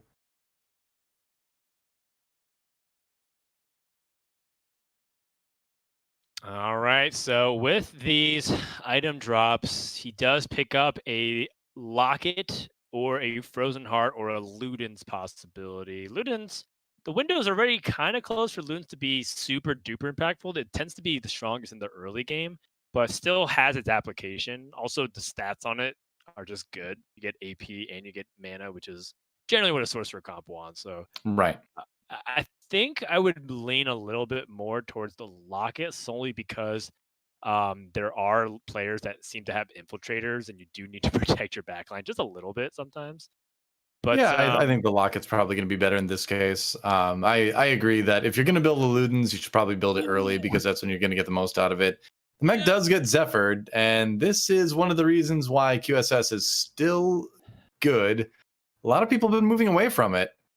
But yeah, although he's not even necessarily killing the backline that fast. This Zoe's been really resilient and actually taking the entire Kate ability. So yeah, pretty nice pan out here for Agon. Even if he loses, it looks like it could have been a lot worse. Yeah, I think it came down to just a Caitlyn 2 with no items and a Vayne 1 with even with the bow, or what am I saying? Even with the Last Whisper is not a lot of damage. So that fight probably should have been more one-sided than it was. But luckily for him, the carries weren't very good yet. Yeah. I love the idea of buffing the mech with Karma. It's actually very fun. Yeah. I never thought about that as much as I should have, because I'm usually putting Karma on, I don't know, like if I'm playing Infiltrator, put it on Shaco. If I'm playing Right. Sorcerer, I put it on Victor. It is kind of interesting to put it on the mech. It makes a lot of sense if it's your primary carry. Yeah, I mean, if you can get the attack speed going faster, that cleave is going to do a lot of work. Oh yeah, and the shield too. Boom! Ooh, Big yeah. damage, big heal for the mech. Well, yeah, the hex tech is really interesting too, in that it does keep the mech sustained a little bit longer on this galaxy specifically. That was what he got off of the opening full item carousel, and he's definitely been putting it to good use. Yeah, this experience though is very similar to what I've been going through when I play mech, which is just like, I'm so close to winning, I'm just not winning. But you feel like you can. You feel like you're so Yeah, close, you're on the verge. right. So, like, what is it going to take to get this mech stronger? And I think in his particular case, in Agon's case in this game, it's been a situation where he's just had a 1-star Rumble for a long time, a 1-star Fizz for a long time. His sorcerers are all, we're all 1-star except for Ari and Annie. So it's, he just didn't have a very strong version of this board overall. But maybe now with Paragon and Mystic added in, this could get interesting. Yeah, so maybe the fact that the Maybe not. Paragon comes in helps get some true damage in, but the Janus Well, CC is very valuable. He's gonna win this fight, it looks like. Unless the Jinx pops off yeah, completely. a Never mind. Jinx Jinx. is really good. Double Runin's red buff on the Jinx is a lot of damage spread around on the enemy team. But this style of a mech that Agon is running now is the style that worked really well for Khroen yesterday in terms of kind of doing two of everything, right?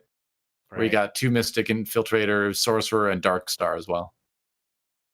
Yeah. So we'll see if Aegon's able to pull himself out. Looks like him and Inay are very close. Fingers stretched out to hold the other's hand. Apparently. Gonna hop on to another player's POV right after this. Looks like we're gonna check back in with Khroen, who is playing the Astro Vanguards, but he doesn't have the snipers set yet. He has a Teemo, he just doesn't have any other sniper to go with him right now. Right. Missing that Gnar as well, which you'd ideally There we be go. replacing the Bard with. But hey, I mean, you're getting a little bit of XP, so why not? There's a Gnar. Should go in over the Okay. Bard at this point. Well, he's picked up the cast, so now he can Oh transition yeah. out of the snipers altogether, and it's probably because he doesn't even have good Jin items whatsoever. And Fair enough. Cassio is very strong, specifically with blue buff and Morello. You could also just put the Jewel Gauntlet if you don't have rapid fire cannon. Yeah. Completely reasonable. Okay. Oh, he's going for the Jewel Gauntlet on the Cassiopeia. Interesting. Yeah, she casts a lot. She Cass' mana does. pool is like 25 mana, so Jewel Gauntlet works really well with people that get many chances at hitting multiple targets. So big, wide AOE as well as lots of single target repetition. Well, I think that the ticks of the debuff that she puts on people, I think those can crit too. I'm not 100% sure. Don't quote me on that, but I think they may be able to. I think we saw a similar interaction in the past, which would make the Jewel Gauntlet even better. Because the Yeah. Jewel Gauntlet made Singe's ticks crit back in the day, didn't they? Right. Yeah, Yeah. that is true, and that does make sense. Therefore, I believe it should also be able to crit, which I mean, again, pretty good use of these items. And rapid fire cannon is great just to increase her range. Not absolutely mandatory. It's much more of a luxury item. Right. If you've got a front line like 4 Vanguards, or at least a bunch of beefy Vanguards, you're going to probably be able to keep that Cassiopeia pretty safe anyway. So. Oh, Oh, the no! Urgot He ate the catches mech! the mech. DoA the prophecy, the GIF. Oh, now he's eating the no, he's not eating the Rumble. He's getting eaten by the Rumble. But still, wow. He ate the mech, but still lost. That's a lucky break for Agon there. But Ooh. yeah, that Urgot can definitely ruin your day. Yeah, so Agon able to survive anyway. It's his burst from his mech is still a little bit too much for only a 2 Mystic board. And Apparently. Inay is out at 8th place Wow. again. So I think with that, Inay might be out of the running for top 8. Pretty sure. Yeah, if you I'm gonna take a look at the standings really quick here. He was at 42. If he wins the next 2 games, he'd be at 62, I guess. So it's unlikely that very unlikely that he makes the top 8 at this point. All right. Well, on to more positive things. Looks like Khroen does pick up an opportunity to drop a Zephyr. I don't know how good Zeke's is in the Vanguard Mystic builds. I personally like Zephyr just to help give him a little bit of extra use. Yeah. Disable front line. I agree with that. Definitely take the Zephyr instead. I mean, you could use the Zeeks to power up like the Soraka and the Cassiopeia would probably be your best two targets. But I think the Zephyr is going to give him a lot more mileage as the game goes on. Kind of yeah. Go ahead. Yeah, he is going up against a Rebel-based composition, and something that we haven't actually talked about, but Rebels is making kind of a miniature comeback right now because of other comps. Rebels still kind of struggles against like a Mystic-heavy board, but you can see that even with that, Jinx still crushes through things. So Rebels still very much on the map and a contender for one of the best comps in the game. Oh, yeah, for sure. And a lot of people were wondering what the nerf on Jinx was going to do to these comps, where the rockets don't proc with her blaster buff anymore, which seems on paper like a pretty big nerf. And it may have been, but she's still just such a strong unit that people are still able to find success with it. Right. It's still the fact that she still has some incredible damage the moment she gets her resets off. And if you just itemize her to have even more damage and less a little bit like defensive items, you still kind of get that same output. I guess it's just more of a higher risk, higher reward for Jinx, because now if you triple offensive item her, you're just more vulnerable to different AoE and stuns. But I mean, position well enough and it might not be an issue. Speaking of positioning, that Urgot won, getting the pull on the Cassiopeia and giving Tien a chance to win this fight. Yeah, he came close. I mean, eating the Cassiopeia is the best thing you can do, but there's so much sustain in these builds. Look at all those meeps too that Bard is giving him. He's up to nearly was up to 6 there. Yeah, close, but Khroen wins it, getting a lot of free XP at the same time. Right. I mean, 1 EXP equals 1 gold, but you only really can translate that if you get 4. Looks like he's going for the 9th unit here. Could end up just slapping in an Urgot. Janna is also very reasonable for CC. Yep. I guess the question with Janna is like, do you want your damage to change that way? You know, but yeah, you definitely want the Urgot in. Urgot is just never bad to have on your board. Yeah, he might be one of the more ubiquitous. Like, if you have only one slot in, you can play Urgot. He might be one of the best. The only thing I can think of better is actually just Thresh to pull in Urgot, because he actually ends up casting sometimes faster. Like, look, is this Urgot going to even cast once by the time this game has been decided or this battle's been decided? I think he got EMP'd pretty hard. He's going to eat the Blitzcrank, which is ironic a little bit. That he grabbed him. This Jinx. Oh my God. It got the reset while Jace was mid front flip. He was about to bring down the hammer and just inches away from her face. Jinx. There's a force of nature on that carousel. Oh man. Yeah, you have to grab the Fawn, right? Like, there's no choice. Force of nature is always going to be the strongest item, I would think. Not always, but a lot of times, yeah, for sure. Yeah. In this stage of the game, absolutely. It ends up being one of the most impactful things, because you are at that stage where you could splash in a legendary, or you can get a synergy that you usually have to sacrifice in order to get better. So for Agon, for example, if he's playing 6 Sorcerer, maybe he has more flexibility to add in a Star Guardian if he hasn't already, because he's playing better Sorcerers. Maybe he can add Darkstar if he's playing Xerath, and that gives him more AP. So these are all options at his disposal now that he has that. So Sunny Lu going for a very similar comp to the one we just saw from Khroen right now. Slight variation on the items. He has the Ludens instead of the Jeweled Gauntlet for the Cassiopeia, which I think Cassiopeia uses Ludens really, really well because she casts so quickly. But you do kind of lose out on the crit. So late game, Jeweled Gauntlet probably better. Early game, Ludens probably better. Yeah, this Ludens looks like Sunny. I mean, Sunny started off with the Ludens, so just has to make best use of it. His cast gets Zephyr'd, all that positioning just to get Zephyr'd anyways. Yep. It's the worst feeling when you move around and you're like, well, I should be moving around to be evasive, and then you move your guy right into the Zephyr. But he's just so tanky. So tanky. 6 Vanguard, 1,000 armor. I think that's like a 90+% reduction in damage, auto attack damage. Oh, yeah. I didn't even notice that he had all 6 in there. If you don't have Last Whisper, you're never gonna kill any of these Vanguards ever if you're a damage-based composition. Like Jinx, how many times would Jinx get a reset? Like the double Runin's Hurricane Jinx Yeah. probably would need a ton of assistance in order to get that reset off. So we've got a couple giant slayers on that Jinx at least, which is something. So that there is a Last Whisper out there on that vein. There is that, giant slayer on the Jinx. So there's a couple people with items that can kind of maybe power through it eventually, but it's looking pretty strong for Sunny Lu right now. Yeah, but this is a magic-based composition, which he only has 2 mystics of, so it's a lot worse. 6 Vanguard is not the play against this comp from Agon, who is crushing through that back line. Yep, that is a nice thing about playing a magic-based composition. And this is the reason why we do see 4 Mystic for Vanguard instead of the 6 Vanguard, because it's just more balanced in terms of the defensive options.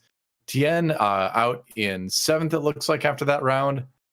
Khroen nearly ready to fall out in 6th as well. So rough day for Khroen unless you can turn it around. Yeah, and it's kind of like what we said again. Khroen can kind of still bottom 4 as long as he's not getting 8th every game. I'm pretty sure if he gets like 6th every single game from this point on, he still pretty much has gotten a really good shot to go through. I don't think he's guaranteed. Right. But yeah, it's definitely he wants to improve. Like 1 top 4, I think, seals his spot. It is challenging right now to figure out the meta on the fly. All these pro players are coming in at sort of like various levels of figure outedness of what's good right now, because the ladder is different from tournament too. There's a lot of different factors at play in a lobby that you're playing against the same people every game. There's stylistic preferences, there's mind games that go on. So combining that with a new patch, it's a really, really tough sort of position for these players to play in. Yeah, speaking of position, now that he has the Quicksilver, he can corner his Thresh. He does want to guarantee that the Urgot's pulled. It's kind of curious to me that he has Aurelion Soul on his bench. I wonder if he's gonna sell that. One of those two is definitely better than the other to pull in first. Yes. And he pulls in the Aurelion Soul. Okay. He's probably going to get another cast because of how safe that Thresh is, but still.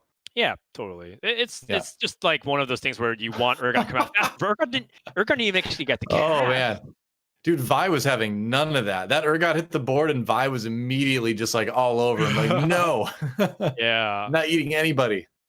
Yeah. It ends up working out okay. And again, because it's like a damage-based composition from Deisik with not a lot of magic damage, ends up matching up really well. Right. That works. There's the Soraka. I think he wants that because Soraka 2 is a significant jump in healing and defensiveness. Yeah, it's all about... He's gonna wait for the battle to start and then buy it. Right, because you're worried about diluting your Thresh board, right? So, like you were saying, Frodan, wait for the fight to start, and then after the other things that you want to be pulled in are pulled in, then you can buy the stuff on your bench that you were going to buy anyway. Yeah, so Higa is out at 6. Khroen trying to see if he can slide into 5th. Lev also kind of within striking distance. If he takes a bad loss, which Vanguard Mystic oftentimes does, because they win usually by overwhelming amount of numbers. That's part of the reason why they comp strong. He could also be dead here, but looks like he's hanging into this battle and able to get the resets. Does Ezreal carry? What? Dude, I'm telling you, man, I think Ezreal may actually be... that's 5th place. I was going to have to kill Sunny Lu and knock him out of the top 4. That is so rough. I think Khroen got knocked out in 4th because of that. Yeah. But yeah, Agon, we're down to the top 2 suddenly, actually. Agon and Khroen exiting. Wow. Yeah, Sunny Lu needed those points more than Khroen did. So the extra microsecond that Sunny Lu died earlier than Khroen ended up costing him a point here, or 2 points rather. 5th to 4th is a significant break point. We had 2 players dropping out, and it was milliseconds. I thought the 8 for Agon was a 0 for a second, so I thought he was out too. But he's not. He's still alive, just barely. Yeah. We'll see what Lev D can do against his Ghost here, though. Pretty much 2 damage-based composition. I think it's a Jinx carry, it's a Cybernetics, and it's a Mech Sorcerer in our top 3. Either way, it's not going to be a sniper's win for game number 2. Agon's out in 3rd. Lev D taking a loss to Deisik. Yep. Can this carousel flip it? Both players more or less on their last life. Deisik could maybe live. if the fight is really, really close. But Lev definitely needs to get the win if he wants to stay in this game. I think Trap Claw is probably the most reasonable thing to grab here. But what do you put it on? Maybe the Probably Gnar. Yeah, just put on your frontliner. I suppose that makes the most sense. I Lev am. with We another mentioned. top. Oh god. I was just gonna say Lev with another top 2 guarantee here, and seems like he's generally made quite the week 2 and week 3 comeback here.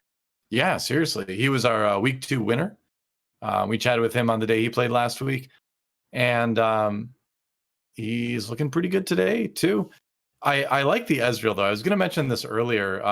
I think Ezreal, if you can get him to EMP a lot, is suddenly becoming a very, very strong champion in the meta. We'll see, but I've got this like sort of feeling that Ezreal might end up becoming a higher priority champion. Ooh, this is a close one. Very Yeah. close, but Deisik takes it. That's the end of the game. So Deisik wins game 2. Lev D have to settle for second, but in his position, I suppose you're not too disappointed with that. Yep. Lev once again top 2 with Jinx, but we see Cybernetics able to get the win this time around, and about time because I think Yeah, Cybernetics is a top composition. It really does require you to play a little bit more dynamically, depending on what items you get and what your champion carry priority has been. right. But overall, most people agree that Cybernetics is one of the strongest comps to main if you're trying to climb right now to whatever rank that you aspire to do. Well, our scores after one game, we see these players trying to aspire to the finals lobby. Lev D Trotskij with 2 second places is in the lead at 16. Higa, a first place in game number 1, but then all the way down to 7th in game number 2. Deisik on the flip side of that, 7th to 1st. That's one way to do it. Agon, Sunny, Lu, Tien, Khroen, Inay, 2 8th places in a row. This has not been Inay's tournament for last week and now this week. So we'll have to see if he can have a little bit more luck in future events. Yep, that's right. So Lev looking pretty good so far, and after a period of time where people were thinking if Jinx would fall off, it seems like Jinx is back on the menu. You love to see it. Meta kind of shifting in small and big ways every single day Yeah. of the new set so far. But Lev with a really good campaign right now to make his spot into top 8. Khroen with that 4th place finish has, I think, guaranteed his spot because now I don't think he can drop out relative to anybody that can catch him unless Agon's able to make up that 14-point deficit in 2 games. Well, yeah, the lowest Khroen can get is 68 at this point with 2 8th places. So it'll be tough to knock him out for sure. So Right. our final 8 are beginning to take form here. Want to take a moment to shout out juke.gg for sponsoring the tournament as well. Exclamation point GSS in chat. We'll get you a place where you can go and watch all the POV views of all the players in the tournament. Very, very cool. So we thank them for supporting Teamfight Tactics Esports. It's great. Our scene is growing. This game is awesome. So appreciate that. We're going to take a break, guys, and when we come back, it's going to be 2 more matches of Teamfight Tactics, the final games to decide who makes the grand final lobby next week. You don't want to miss it. We'll be back in a few.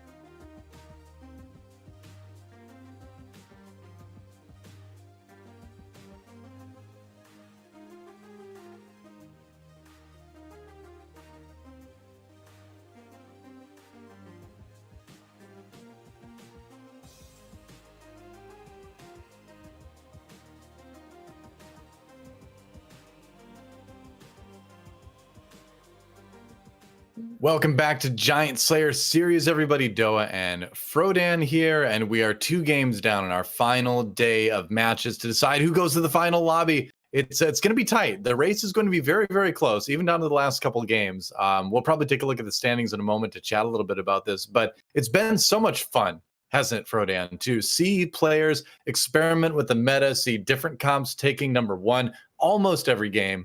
Very cool stuff. Yeah, I think that the most consistent composition actually has been Jinx-based builds, despite the fact that a lot of people are writing off that build or dropping it lower in their tier list because of the prominence of super tanky compositions like the Vanguard Mystics. But Right. Cybernetics got a win just now. We saw the Snipers got a win in game number 1. And we still see some players who go Vanguard Mystic sneaking into the top 4, top 3. So overall, a very well balanced series of winners. Yeah, we'll see how the next 2 games shake out. There's our current player standings. So just like last season, it looks like the mid 60s is about where the cutoff is going to be. So you see players like Dark Hydra who aren't playing today. They're the players that probably need to be the most concerned, as there is a possibility. Well, Deisik almost certainly is going to be overtaking Dark Hydra now because he's tied with him and still 2 games to go. You need obviously in a little bit of trouble as well. Lev D Trotskij is almost certainly going to overtake him. So it does seem like those early to mid 60s are where the cutoff is going to be. So that still leaves opportunities as well with 2 games remaining for players like Agon to make it in. Yeah, I think that the window is rapidly closing for so outside of Agon, the next highest potential person that can move up is Tien, Yeah. and he's 7 points behind. So right now it looks like we have 8 out of the 9 players that are very likely to make it through. The question becomes, can Agon jump over players like you need? And his magic number is 11 points. Yeah. To guarantee that. It can't really get 11 easily. It would have to be like, a second and a sixth or a third and a fifth. But Mhm. either way, the point remains that Agon, with one first place or a couple of top 3s, top 4s, he will be able to get into the top 8 as well. And, people have been saying for such a long time now that Agon might be one of the best players that still has yet to have like that tournament breakout performance. Yeah, they've been a lot of people been talking about for a long time. So here's his chance. Tien as well. Even if he gets 2 first places in a row, Tien would only be at 65. So you're probably in at that point, but you're still a little bit on the bubble. We've seen stranger things in the past, so you never know what's going to happen. But yeah, that top 8 is starting to look a little bit more solidified at this point. But I'm just looking forward to getting to the next game, man. I've just been having so much fun actually these last couple of days watching to see what people are doing and seeing now. Yesterday we didn't see a whole lot of Vanguard Mystic finding success, and now today I feel like it's being played a little bit more and having middling results still. So it's such a weird comp to me because it seems so strong, but in Giant Slayers, at least, we haven't seen it be as dominant as people would make it out to be on like the ladder right now. Yeah, and overall, I do think that there's still movement to be made within people's tier list of what's good and what's bad. And also, Oh, of course, definitely. you can't forget galaxies do change the dynamic of that as we head to the star cluster galaxy for lobby number 3. Right. So this is a type of galaxy where if you like playing Slash Bros, you can get a big head start if you end up finding that 2-star Yasuo or that 2-star Yi later on. So it could be one of those galaxies where the quote unquote reroll comps work a little bit better because you can skip some of the rolling. So we'll see what happens. Yep. So with this start here for Deisik, Deisik is in a pretty good position to get into the top 8. Just kind of has to once again place top 4, and I think he will all but guarantee it because he will jump 2 to 3 players that aren't playing today. Right. Same thing with Lev. Lev kind of actually just Oh, has to get a 7th, and he's good.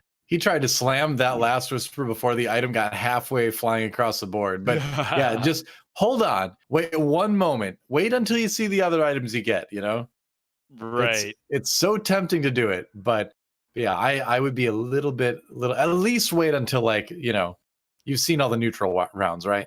Right. There's no reason to slam it early. It's not like Last Whisper is the item you need to beat the PvE round at stage 1 Yeah, 3. it is But good. It's a great item, but yeah. you don't need it right this minute. Deisik got a lot of success with cybernetics, and we'll see he's able to, once again replicate something like that. Also, can just play Last Whisper based compositions in a few different things like snipers, as well as Jinx comps. Right. All right. So has a couple different options here. Cybernetics is a possibility if he finds like a Lucian or a Vi or an early Vayne or something like that. That would be a strong opening. Also leaving himself open to stuff just like Brawler Blaster. So really just kind of playing the board as wide as he can at the moment. Yeah, no real need to hard commit to cybernetics right now, especially if he picks up these early brawler pairs. Yeah. Zaya is still totally fine just as an item holder early on. She's obviously not the hyper carry that she used to be a patch or two ago, but Right. you could still just place things like the Last Whisper onto her. You just start with the 4 item beginning here for Deisik, which means he has no gold. Usually this means one of two things. One, it means that you have to commit to a win streak, or two, you have to commit to a losing streak and hope that you can kind of squeeze back into top 4 after you take massive punishment, which usually doesn't work out very well. So So I it's think if I'm in Dasik's position, I probably want to try to see if I can commit to a win streak. I might even consider leveling in this spot. yeah, I'd kind of be thinking about the leveling as well because he's in an awkward spot in that the strongest board he can build is Vanguard Sorcerer, but he doesn't have items to support that. That said, I've been saying for a long time that Ari and Lux, now just Ari because Lux is out of the game, are pretty good item holders for attack damage items, actually. So nothing wrong with putting that Last Whisper on the Ari and just kind of using it like that, you know? Yeah, and I think it's kind of like what we're saying. I don't know if he's necessarily optimistic about his chances to win That too. early on, but he's maximizing as much as he can. He jammed 3 out of the 4 item components, only not holding his vest, which he doesn't need because he already has the Vanguard bonus, and he's rewarded with a win. So this ends up being very good for Daisik early on. Yeah.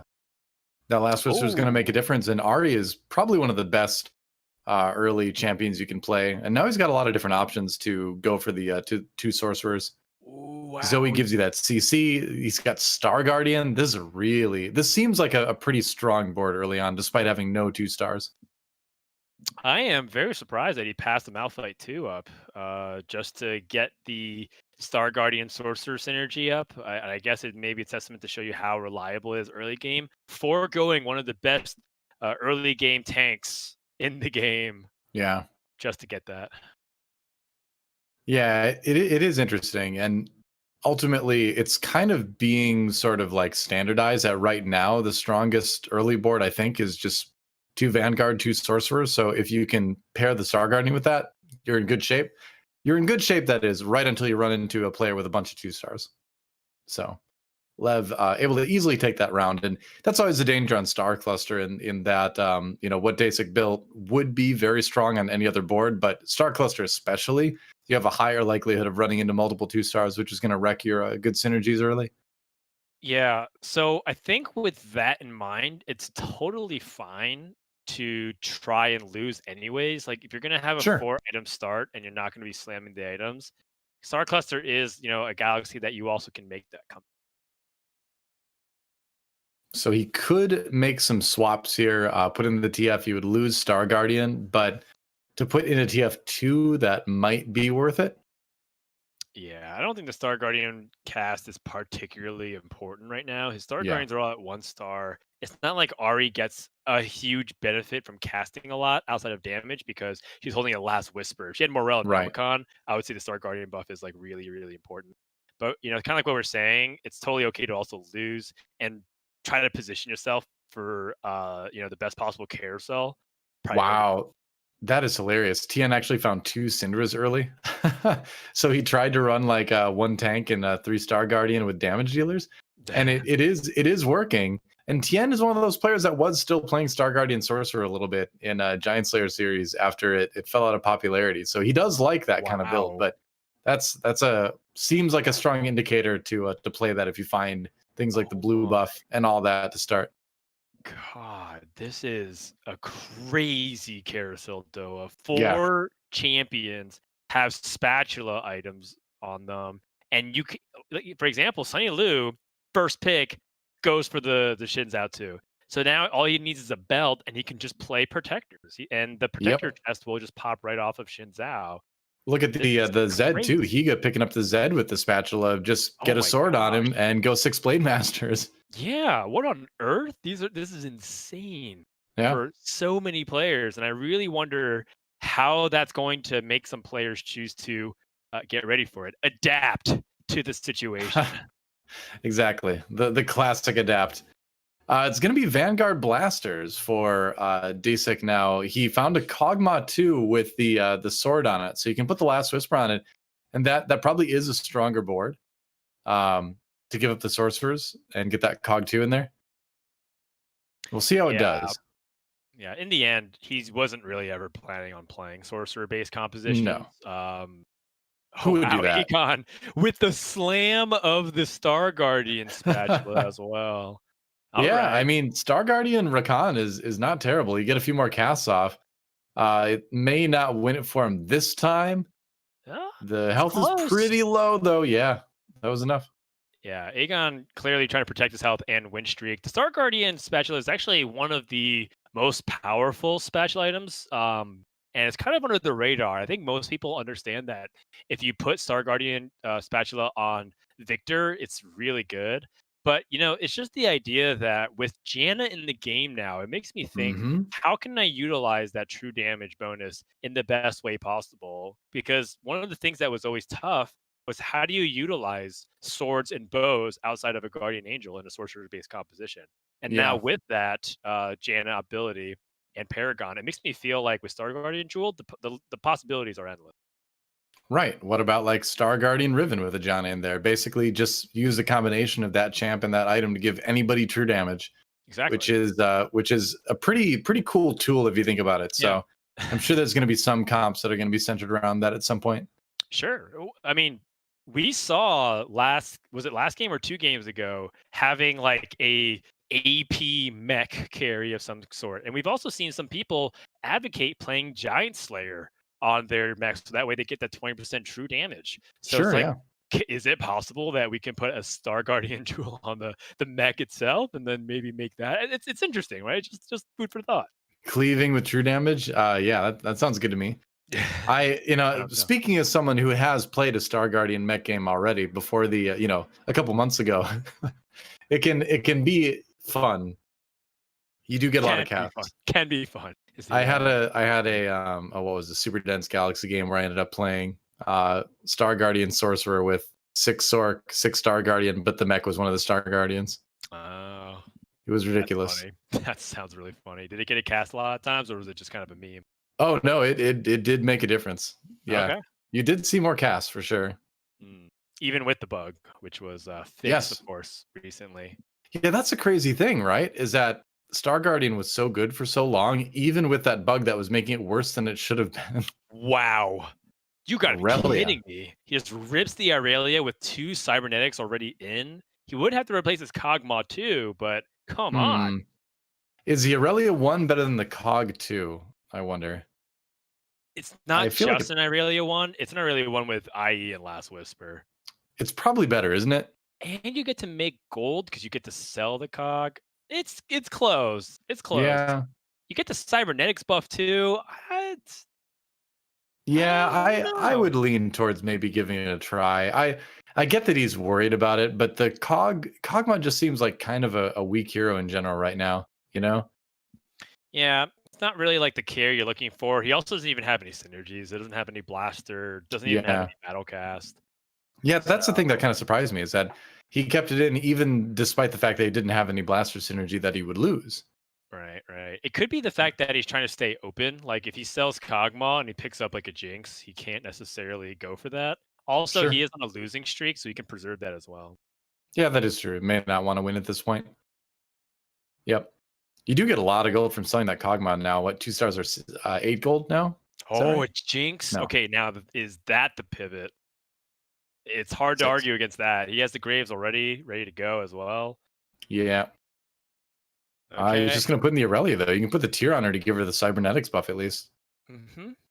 So So yeah, this not looks even like worrying about the blaster synergy right now. Yeah, it looks like to me a transitional cybernetics as opposed to hard committing to it. But if he picks up a bunch of veins, he still has the option. That's why I like holding on to these cybers for now. Yeah, why not? You might as well keep yourself open.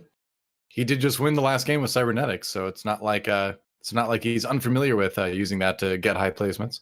Right, and he does have like two of the crucial items for Vayne, which is Last Whisper, high damage item like Deathblade or Infinity Edge, Right. and well, Oh, wow. That was so close. If that vein hadn't funny. been stunned.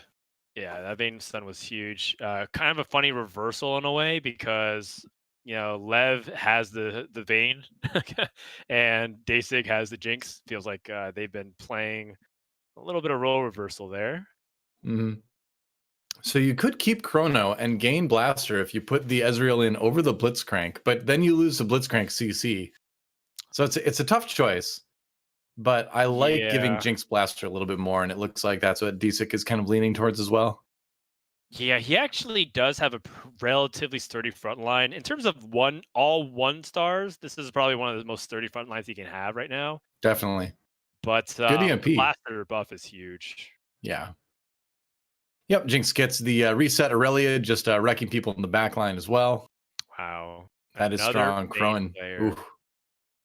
So with that knowledge, I really do like the fact that he's kind of focusing more on the Jinx and the blasters. Daysig probably had scouted already and understood that other people are trying to go for a Vayne or a sniper's build. And Right. so he's just trying to like identify that maybe the Jinx lane is more open. Do you see there's a Master Yi 2 with a bow there? Wow. Oh, jeez. Who has the Zed? Who has the Zed too? I know, right? Like if anybody's going Slash Bros, like that is the pickup. And I don't know if anyone is right now. Actually, I'm trying to remember who picked up the Zed. Was it Higa who picked up the Zed? I think it might have been, and Higa's last pick, so he doesn't really get the choice in the matter. Yeah, I'm gonna go look at. I'm gonna use the juked.gg page to go look at Higa's POV right now, so I can answer that Ah, question. And he is playing Slash Bros actually. Yeah. So there you go. He's got he's got 5 rebels at the moment, but it seems like he wants to go Slash Bros. We'll see. Oh, he ended up using the spat to make a force of nature instead, though. So never mind. It may not work out. He's doing okay at the moment, though. But here we go. 4 Guardian, 4 4 Sorcerer, 2 Vanguard. Pretty standard start early on. He's got the Annie up front as another tank, like you do now. Yeah, it seems like Agon just prefers set play with sorcerers. It seems like, he could go for mech. If not, like he can also just pretty much translate these items to Riven and play Sure. 6 sorcerer Riven. And I think that's a really stable way to play, largely because it's not very contested in this lobby in particular, which is exactly Agon's MO. Part of what Agon loves to do, which you can argue if it's a good or a bad thing. I'm not here to say, is that he loves taking uncontested lanes. He doesn't really like to necessarily play what everyone else is playing or what's considered meta. Right. And he's totally okay just like taking a tier 2 comp or tier 3 comp and trying to win with that. Part of the issue is that sometimes it feels like he's offered a bunch of options that he can play a meta comp and sometimes he doesn't take it, but he's also more than capable of playing that at his discretion. I know the feeling. But Choosing to not play meta comps, just play sorcerers. yeah, you get offered a meta comp and you're like, yeah, but I'll play Sorks instead. Usually it's a feeling that you regret later, but I'm familiar with it. Yeah. So I do wonder too. He's keeping the Nico, so he's even keeping himself a little bit open to play like full Star Guardians, which Yeah. I would not recommend. But there's a couple other things you can do with that now. Like for instance, you can go Nico and Urgot for protectors and a front line, which is a little bit weird, but it is a possibility. He's going to lose that round against Sunny Lu, but I Yeah, would I think imagine that Nico's never going to hit the board. I'm inclined to agree. I do think that this is one game you should consider Star Guardians though, because he has a Star Really? Guardian. Yeah, he already has a Star Guardian spatula on Victor. Yeah, that is And true. That is true. that is a huge deal. Because Victor casts are game changing. I put Victor's ability in that same tier as Gangplank, where if you're able to cast it early, you end up winning a lot of the battles that you go in.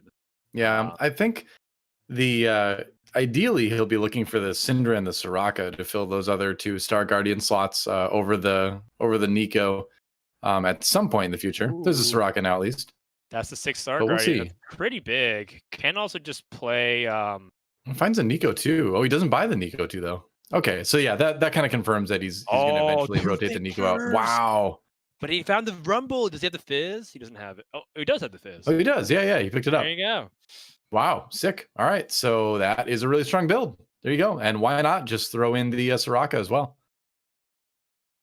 The ZZ Rod portal is also kind of intriguing to me, but I guess it makes sense given that it's frontline and the Yeah. mech dies and it compensates for the lack of health for the mech pilots, maybe? Yeah, I'm wondering how the Zezerot minion positioning is going to affect the mech pilot's ability to get their spell off. No, he Right. just died, but it is cool. It is interesting.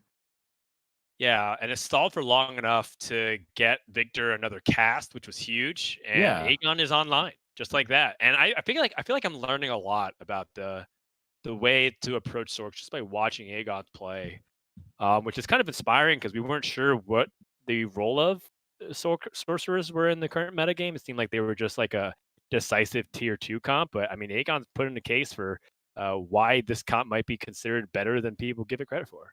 yeah. I've always felt for a long time now that 2 Vanguard 4 Sorks was a very strong mid game comp to play. And so now that Mech Sorcerer has become a valid late game comp to play, I think you're going to see a lot of people making that transition, going 2 Vanguard 2 Sork into 2 Vanguard 4 Sork into Mech Sork. It makes a lot of sense. It's a very smooth transition. Right. I And I like it. think that another key to it that I probably haven't been prioritizing is Ionic Spark, given the prevalence of Mystics currently in the metagame. Yeah. So, I've been looking for like a good third item outside of like a Bramble vs QSS. And I think Ionic Spark might be something that I will prioritize if I end up playing mech again.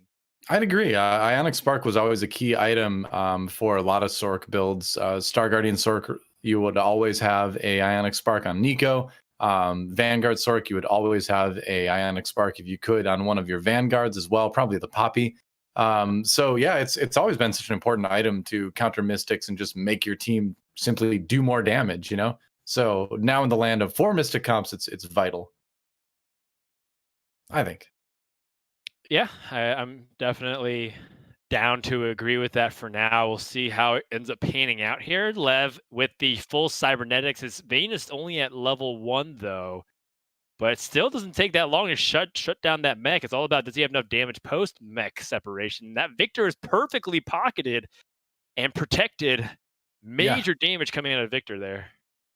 no kidding. Well, it's a pretty weak mech, so I guess it's going to die fast in a lot of these fights. But at least Victor has a good chance of just, half-shotting to one-shotting most of the enemy team if he gets a good laser. Another 4 spatula carousel. Wow. With a Vayne. Vayne having that spatula is bonkers because if you have an extra sword, you can turn into a Blade Master and then Yep. all of a sudden play 3 Blade Master with Vayne and the Cybernetics buff and the Sniper buff. It starts to get a little bit outrageous. I ran a little bit of Swordmaster Vayne and it works so well. Vayne just tumbles around and gets scary and never gets targeted. Right. It's also funny. so like thematically on point because Blade of the Yeah. Ruin King is like a really important item, I think, on Summoner's Rift, or at least it was at one point. Oh no, it totally is still on a lot of 80 carries. Yeah. Yeah, so like it's just like thematically feels good to play like a Blade of the Ruin King on Vayne. Yeah. The worst part though about like playing a lot of TFT is when you go back to regular Summoner's Rift, you're like, oh man, I've got all the wrong item build paths in my head right now. I'm like Cassia with RFC, you're like, wait. Yeah, exactly. Or like BF sword plus bow does not equal Last Whisper in Summoner's Rift. You need a little bit more than that. Yeah, that's funny. Yeah. It's funny. And Force of Nature, of course, does not work similarly. Like, I don't get a 6 teammate here at all. Yeah, exactly. Sometimes I wish I could like just use it to trade a teammate out, but That's right. Yeah, just we'll pull someone from Flex Q. Yeah. Anybody sometimes. Yeah. Interesting Ziggs temporary carry here from Higa, unless I'm missing something, and Ziggs is the intended final carry of this comp, but I don't think so. Seems like he's playing like a hybrid rebel sorcerer build. Any thoughts on this, DoA? I've never seen this before. I think it's really cool. because obviously it buffs Ziggs. Fizz is an interesting addition there. I feel like this was supposed to be mech sorcerers, and it kind of got derailed after a little while. I guess you get the 2 infiltrator with the Zed, but uh, yeah, I don't know. This is a build that was not supposed to be this, but I think it's a really neat sort of like bandage fix to stay relevant because he's number 1 in the lobby right now. So this clearly is strong. So that's neat. I wonder if there is like a real build in here somewhere. Yeah, it kind of shouts to me like best board. Yeah. With such a full bench, it seems like he really does intend on pivoting to, or actually transitioning to full rebels and then making Aurelion Soul hold these items. We also saw the other day, was it yesterday, where a double Luden stacked Aurelion Soul was able to actually carry for a victory. So it's totally viable way to pivot, and the extra Ziggs being held makes me feel like that's going to be the case. Yeah, I think you're probably right with that. I think he was leaving himself open to, maybe going mech sork, but now it makes a lot more sense to just focus in on the rebel side of things. It's interesting though. Sell 2 TFs, find a TF in the shop at level 8. Yeah, that good old 14% chance. I'm just shocked we haven't seen any Blade Master, 6 Blade Master Bard today. Come on. Where the meme builds at? Such a weird build. He's playing like 3 infiltrators with like a fizz, 2 fizzes in. This is so interesting to me. I really am curious about what Higa's doing because it seems very much like what a Grand Vice likes to do, where it's just kind of like, okay, these are strong units. Mm-hmm. They might not have the traits for synergy, but I understand what it's trying to do. And he's like going for a fast 9 with like the most random assortment of things. I think But fast I 9. admire Oh, it. there's Asol. Yeah, there's the Asol Yeah. transition. No, I think you were totally right on your call with the Aurelion Soul, especially after he just sold the Ziggs. But and he picks up the Rumble as well. Interesting. So there's a Fizz 2, and he buys that. I still feel like, he wanted to go mech at some point in the past, and it just has not worked out yet. Yeah, He's going to build a second put Ludens. for his 3rd Jewel Gauntlet. Is it going to be another Ludens? Yeah, you got to go Ludens, right? You wouldn't go. Oh, he's thinking about Jewel Gauntlet, but yeah, it kind of depends because the I don't remaining know. components, if you use the if you play the Ludens, you're stuck with a bow, a glove, and a vest, and those combinations feel a lot worse compared to having the options of, say, Frozen Heart. Yeah, this is a bit that you awkward, isn't it? Huh. Yeah. He's still thinking it over. And he's still winning. Like, he's like thinking so hard. 4 infiltrator now. Wow. So just completely occupying the back line while Aurelion Soul just flies around killing people. Malphite is a pretty strong frontliner. He's got Ari throwing damage through. This is a wild comp. Yeah. If this is a meta comp that I'm just not aware of, totally feel free to correct me on this. But like, Higa looks like he's just figuring it out too. Like, he's like, I'm not sure. Echo just jumped to the back line and got eaten by Frodan immediately. Poor guy. But it's cool, and it's still doing reasonably well. Like, even if he does end up losing this fight, he's not losing by much. Yeah. But he will start Protector Cassiopeia, by the way.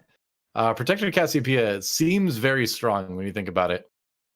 Oh my god. Now we just have to find an Annie, and then he can do Rebel mech. It'd be like mech infiltrator rebel, basically. So the Rumble goes in over like a Victor, I guess. Yeah, or the Malphite. Yeah, he can go Mystics off of this with the Victor replacement. I just like Higa's face because that's like the totally full focus face that he's like, yeah, I don't know, man. All right, RFC on the Zed seems reasonable. Yeah, that's actually a good holder of it. Shaco, actually, right now, I think RFC on infiltrators is such a powerful thing because they can't dodge anymore. Yeah, so, unfortunately, Master Yi just kind of walks through this. There's not a lot of protection for his Aurelion Soul right now. And so for an Aurelion Soul 1, it's going to be hard to survive and do enough damage, I think. Yeah, he also took out the Malphite, which took out his Rebel buff on his Aurelion Soul. He's going to piece together. He's like, all right, I'm going to go into this carousel and see what I get. GA seems pretty good. 2 GAs. Yeah. That's crazy. I think you definitely grab one of the GAs. One of them is on a Z as well, so you could go for maybe Z3 here. Oh, Khroen is thinking about grabbing it. He Yeah, does. it's maybe I was thinking of how good Giant Slayer would be, but I guess Warmog, just because he needs that extra tankiness. It's like you're talking about. His front line is non-existent. His Right. frontliner is Karma. Well, his frontliner Think is about Janna that 2 for a now with the second. Warmogs, because that actually Oh yeah, yeah, combined. yeah. So he used it to get the Janna 2, I guess. She's not the frontliner, by the way, but Yeah. so you put the Janna in over the Karma at this point?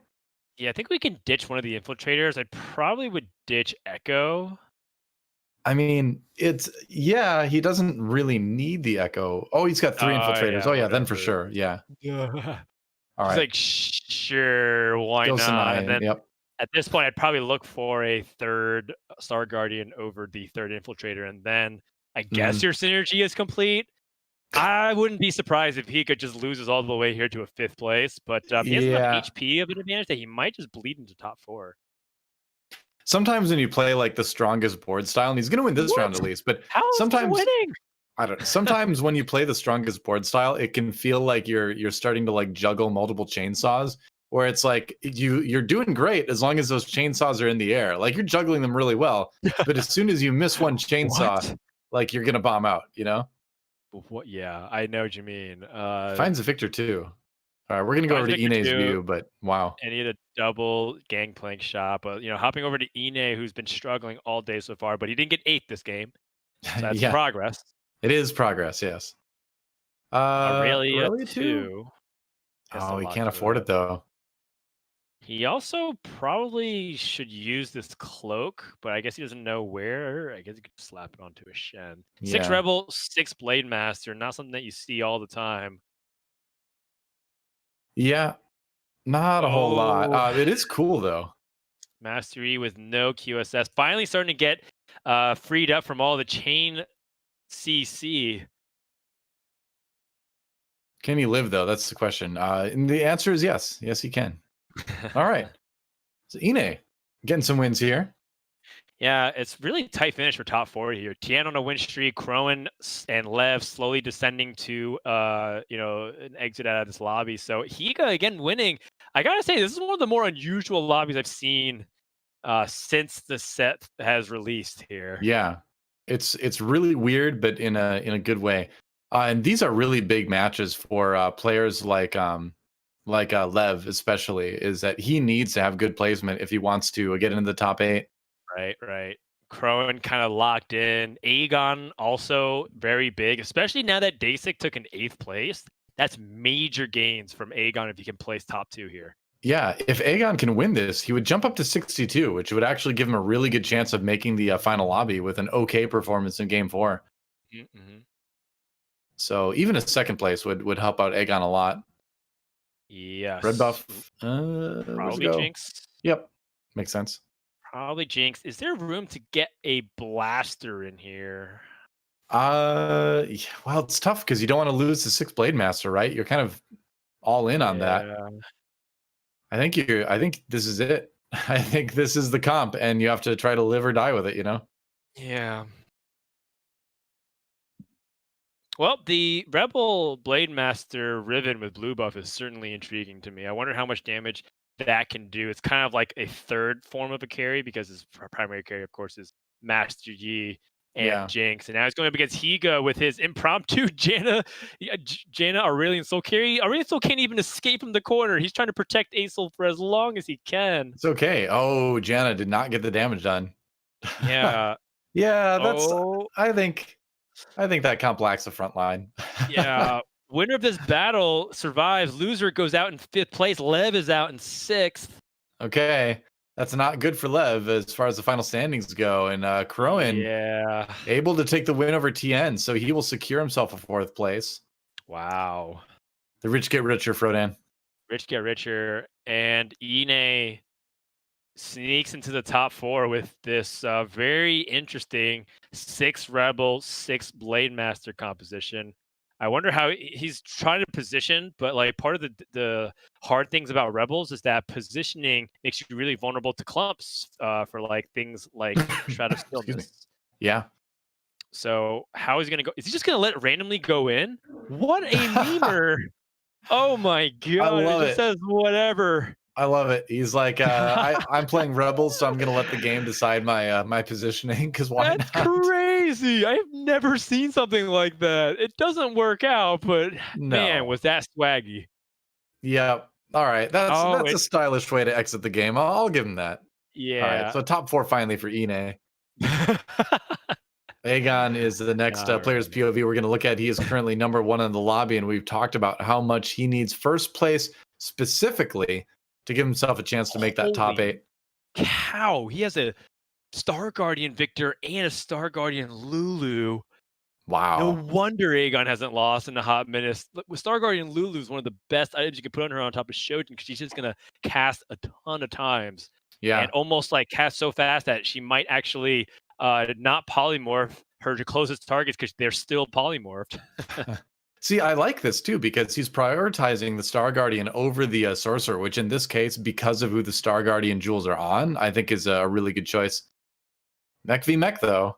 We've got 2 Mech Sorcerer players in the top 4, which is kind of Oh, telling about how that build is looking right now. Oh, that Janna ult, though. yeah, the Oh, Echo that second sniped Mech ult. me as well. But look at that Victor damage, cleaning up everything. He got in third place.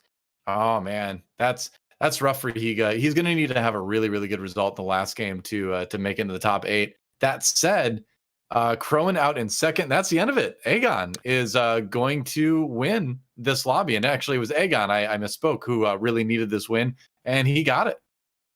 Yeah, really well done by Agon. And, we kind of talked about Star Guardian Victor being really key. A lot of times people consider when you play Star Guardian Victor and you go 6 Star Guardians, the only way you can win lobbies, it felt like against the Vanguard Mystics, was to either have like Giant Slayer stuff onto Victor or get to Victor 3. And Uh, maybe that mech is the real key, as Agon right now is leading the lobby for today's games. And with that first place is a likely candidate, very likely candidate to make top 8 now. yeah, he has tied himself with Lev and Unid. We're going to take a look at the overall standings in just a moment here. You'll be able to see it, but it's looking pretty grim for Unid's chances of making the top 8 right now. Because Agon, all he needs to do is get 1 point, which he's guaranteed to, and he will surpass Unid. Meanwhile, it looks like Higa is guaranteed to not make it into the top 8. The max he can get is 61 now. So it really is, I think, a question of what the placement in that top 8 is going to be, because it looks like we can assume we know Agon's going to get at least 1 point. We know Lev is Right. going to get at least 1 point. So I think that more or less does lock up our top 8, doesn't it? Yep, that settles it. There's no way for Higa to catch Unid. Therefore, Unid will finish in 9th place, just 1 point, at least in terms of the guarantee. Sure. Outside of that top 8, if Yeah. Lev and Agon go 7th and 8th, they both will advance. Meanwhile, Dark Hydra can probably breathe a sigh of relief because he was most likely safe, but it's always scary. And then for Yeah. Tian, Inay, and Sunny, looks like their tournament has ended as well. Wow. All With right. that, the last game is pretty much just for the bragging rights here because it's just seeding. Doesn't really do anything for if you're 1st or 8th Right. in the top 8. But there you go, Well, DoA. Our top 8 settled. yeah, top 8 7. That means this last game we might get to see some pretty crazy stuff. Actually, it's I think normally when you get into situations like this where the top 8 is decided, but there's still one more game to go, and you're like, oh, okay. But since we're just starting with a brand new meta this week, or last week rather, I think this is a perfect time for a game like this, because this is an opportunity for anyone to experiment with any kind of composition they want to. There's a lot out there, so I'm hoping we're going to see some pretty crazy stuff. Yeah, I think that if you look at what is possible right now, there's a couple of experimental builds Yeah. being toyed with. One of them is like the different variations of mech, which at this point might not necessarily be an experimental thing anymore. Kind of like where I was talking about yesterday, that I always felt like Mech Sorcerer was the most stable build of sorcerers right now, and I think Agon's putting a good claim to that. And Mhm. then, now I wonder if there's anything else that people want to experiment with, or, perhaps even just take it seriously so that they can, get some bragging rights there. Because there is a little bit of price difference for how you're able to do relative to everyone else in the lobby. Sure, yeah. Definitely. So we will see what the next game is going to bring for us, but I'm looking forward to it. I'm hoping for some crazy stuff. But my big takeaway from the day so far is that I'm pretty confident now that mech sorcerer is the best way to run mech at the moment.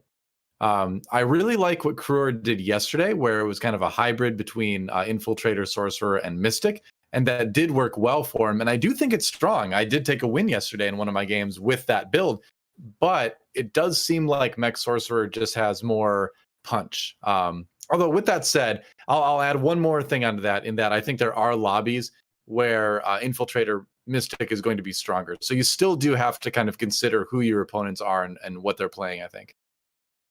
Yeah, so overall, if you just kind of look at how most of the meta sheets are, shaping up, most people have understood that Mech Sorcerer is really good. Kind of Right. surprised at the lack of snipers that we've seen today. It seems like nobody is really playing that as their primary composition of choice. If they find like sniper items, I think they'd rather play Vayne slash Cybernetics, and if they find or like Jinx.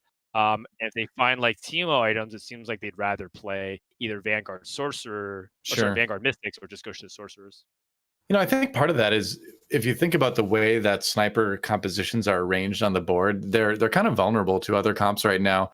If you think about that matchup versus mech or anything with sorcerers right now, Victor's just going to cleave a line right through your entire sniper, contingents in the back line, right?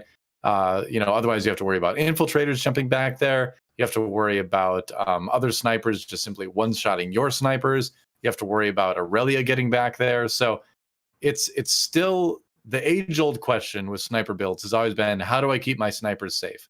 And as this meta is developing, it's seeming like it's pretty difficult to do that, even with the utility that they got, such as the slow from Teemo's mushrooms and things like that. It still seems risky to play the comp. Yeah, so here we go. The final lobby of the regular season, so to speak, Yep. for Giant Slayer series, and then next Monday will be the grand finals to crown a set point 3.5 champion. Although I guess only half the season was played on this patch, or a little bit less than that. Yeah, we'll just say set three, I guess. It's a combination of, were you able to be a great set three player, and then were you able to adapt and become an impromptu set 3.5 master? Yeah, for sure. So we're hopping on to Agon's point of view. He's holding on to the Shaco, which is kind of fun. Dark Stars isn't a composition that you'll see very often right now. I do think it's a pretty worthwhile splash into your compositions, especially if you are going to be basing some of your carries around them. Yeah. But for the most part, I don't really expect to see much Dark Stars. No, it doesn't seem like it's a great overall synergy to aim towards, but I will say I really do like that they changed the breakpoints for Dark Stars, because getting two Dark Stars and benefiting from that in your team is much more likely and much more fun to use. So even though Dark Stars as like a big team comp has fallen off a lot, I really actually like where the synergy is in terms of being able to just splash it right now with like a Jin Karma or something like that. Yeah. It's pretty cool. So with this opening here from Agon, I wonder if once more he really wants to go for a mech sorcerer build. He's kind of been showcasing that's like his preferred build, and it doesn't seem like many people are contesting him onto it. So we'll see Yeah. if he ends up doing that once more for the last lobby. Yeah, we'll see. Still a lot of decisions to be made. It's those early rounds where you're just kind of like, all right, let's just wait, see what I get. Maybe try to grab a 2-star to form my early game around, but it's not a lot of pressure either way. Uh, Agon, though, we've looked at him in the past, being one of the players that does like to sort of open fort a little bit and go on those lost streaks early on. He's had some good results with it. He's had some not so good results with it, but it is his strategy and he's sticking to it. So another, fairly kind of mediocre to bad comp to Mhm. start things off with 1-stars and no synergies. We'll see what he can do. He's going to run into some brawlers here for Yeah. Deisik. And Brandon Vest is still just really good as a early game snowball item, as we've talked about multiple times. So for the most part, like this kind of opening does end up allow you to play very flexibly. I still think Brandon Vest might be one of the best items to play, Yeah. given even if you know that your opponents aren't building like AD based composition, it's just so useful early on. Deisik just kind of bouncing on Agon's little legend for that entire fight as well. So okay, so you know what the worst manner thing to do in TFT is? What? Is to run up next to your opponent's little legend so you make sure you hit them right away with your blast. Like that is just uncalled for. You know, I didn't put my hard-earned RP into the Avasora map or whatever it's called so I could run far away just to have my jerk opponent run up on me and deny me my sneaky 4th place. Right. Still bad manner. I didn't even realize that. I'm gonna start doing that every single fight. I'm just gonna start running towards my opponent's side no matter what. You can. There's just no point, unless you really care about them getting less LP. Don't be mean, Frodan. I care a lot. Their loss of LP means my gain. Hey, if you're like top 10 on the ladder and you're like, oh man, if I make this guy go out in 5th, then I can like secure my number 1 spot in NA for the snapshot. Then by all means, like jump all over that little legend. But if you're just, if you're just ranking up, going through like diamond and all that, like don't be that guy. Let him run away. I'm gonna be honorable. Guy. I don't play TFT to stay dry, DoA. I play to sweat. But it doesn't benefit you. Maximum perspiration. And you're just trying to impart that sweat upon others as well. Yeah. Looks like Agon with the full eco, full cell, but he could go ahead and as usual. 2 Vanguards. Yeah. Should that just be like the Giant Slayer series motto now? Spread the sweat. That's right. I don't know. We'll have to check with them. I don't know if they want that. We don't get to make those decisions. Oh, now our producer just asked what's up. He wasn't paying attention, so we'll just leave the conversation there. You can watch the VOD if you want to. Wow, it's a big loss for Agon, but again, he's just kind of saving up, so it's okay. Yeah, so seems like for the most part, Agon is really comfortable just kind of losing a lot of the HP here, and I think it's just going to result in him trying to make that comeback once he can pad that pick off the carousel. Yeah.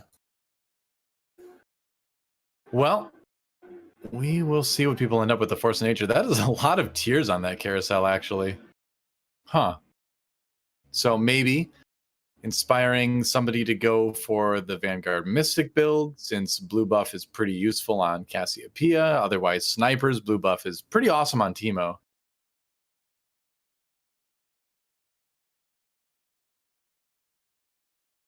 So we'll see.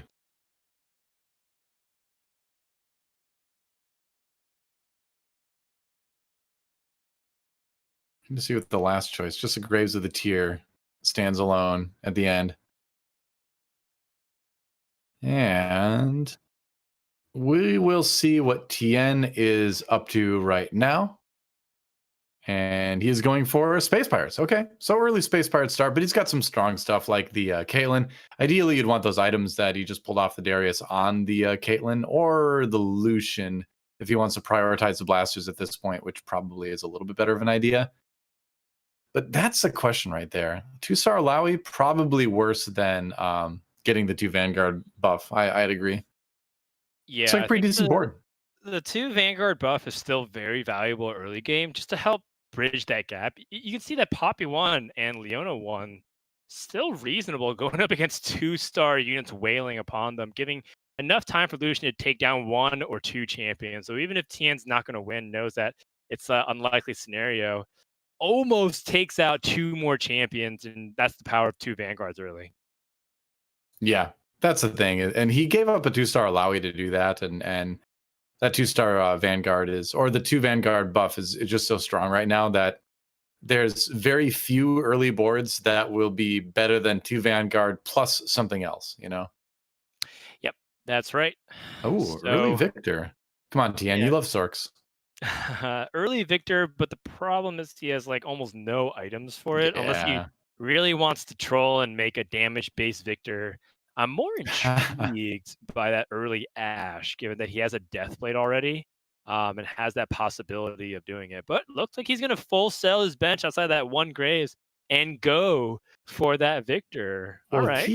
he had a Caitlyn too earlier, actually. So he had the opportunity one round to go for Ash Caitlyn and put those items on the Caitlyn instead, but he sold it and went for blasters. You can see that Tien's reading the tooltips for Battlecast, which maybe that's what he's gonna do. I'm just gonna go 8 uh, Battlecast. I think like having a player like Tien read the tooltip for Battlecast kind of tells you the state of Battlecast in the meta right now. Where it's like you're like, oh, I never use this, but what does it do again? Yeah, yeah. Yeah, You can't even really get to the 8 Battlecast without the spatula, right? So right. kind of funny because I don't even really know. I've definitely have played 4 Battlecast before as a mid game bridge. Hmm. I've even entertained the idea of playing 6 Battlecast, but man, I've never even thought about like trying to reach for the stars and Like, shoot for what the moon. synergies do you even have with 8 Battlecast? It's not. I don't know it off the top of my head, but like it can't be great.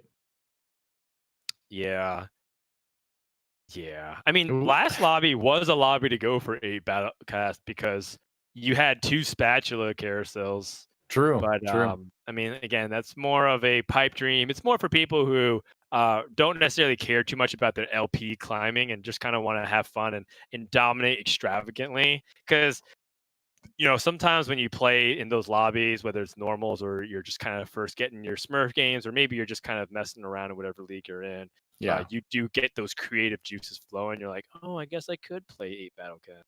Oh yeah. I mean, I think it's important to have an account or play some normals once in a while to just experiment with some funny stuff. Because you have to, I mean, you mentioned we like to get sweaty. We like to try hard, but at the same time, it's good to give yourself a break too and just enjoy the game. That's right. That's right. I like the little Space Pirate Absolutely. edition. We have not seen a lot of Darius since 3.5, since Space Jam feels more or less dead right now. Although I haven't seen it tried a lot, but Space Pirate can still be a way to make a little bit of gold early on sometimes. Yeah, and he's going up against Sunny Liu, who has that early Ludens with the Zigs, which I think this composition is starting to grow on me, which is like the Luden Zigs into Ooh, the Acel comp. It feels like a yeah, pretty nice way to get to top 4. We saw Higa kind of drop off of a cliff, but he was able to have such an HP lead that he just kind of bled into 3rd place, which is, honestly, if he was doing that at the very beginning of this tournament, Higa would have also been a threat to top 8 because he is the next highest player in this lobby to try and contest for top 8. But it looks like he will finish, 8th or sorry, 9th or 10th at best. right. So getting the brawler chrono in there. Definitely a strong addition to the comp and part of the move towards Brawler Blaster, which you'd think is going to be the plan. Yeah, it also looks like to me a very nice opportunity to play Vayne. Deathblade and IE tends to be, some of the best items for any damage carry, and he already has the cybernetic shell. The one True. except seems to be also he is on the super dense galaxy, so Force of Nature helps activate the cybernetics buff as well. So that's also nice. Yeah, good point. We'll see what he goes for. At least the thing is because he's picked up so few 2 costs right now, or 2 stars rather, that he's actually in a prime position to make big swaps like that too, because you're not really giving up a whole lot. True. Oh, Jinx. there's the Jinx though. Yeah. Jinx and also a couple of other really nice support units. A second Ezreal, a package of rebels. Yeah, I like the Ezreal a lot. Just going to be a better blaster. Just going to be able to support Chrono. He gets the Rebel in there with the Yasuo and the Yi. So Yeah. we've seen, and correct me if I'm wrong, but I feel like the strongest version of blasters right now is Brawler with 2 blaster and 3 Rebel. Just a superpower of the Jinx. That's Yeah, what it I think feels that's like. that's most likely the core, and then the top end of what you can outfit. It's several different things that you can go. You can go 6 rebels. You can Oof. play demolitionist with gangplank.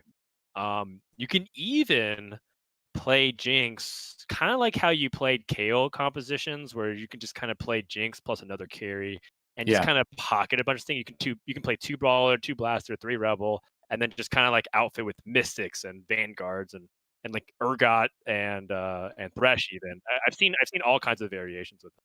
Right. You can see Tien a little bit upset about that last round too, because he pulled in the Shen, and so his Jinx just basically wasted all of her attacks on a Shen that wasn't dying. Feels bad, man.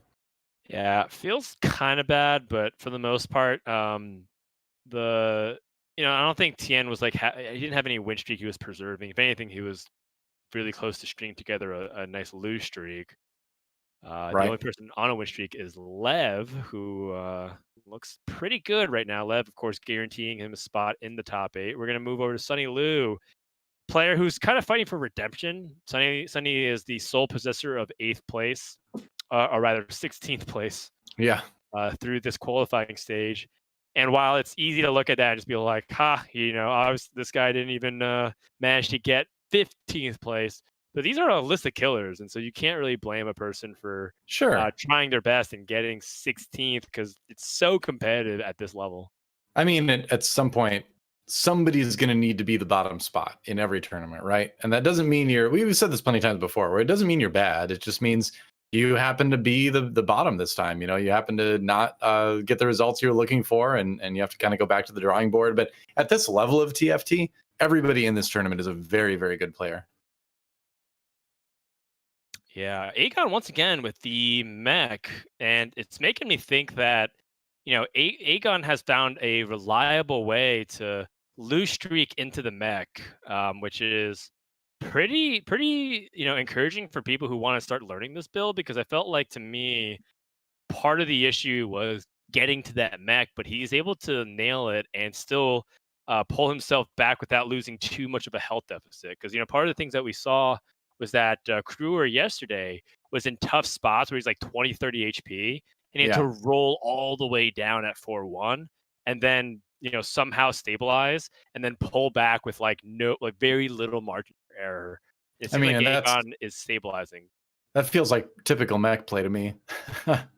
Where we saw, back in the days of Mech Infiltrator, a lot of times the Mech Infiltrator player that would win the lobby would find themselves, at 8th for a large majority of the early game until they came online. So that's nothing new for mech builds, I suppose.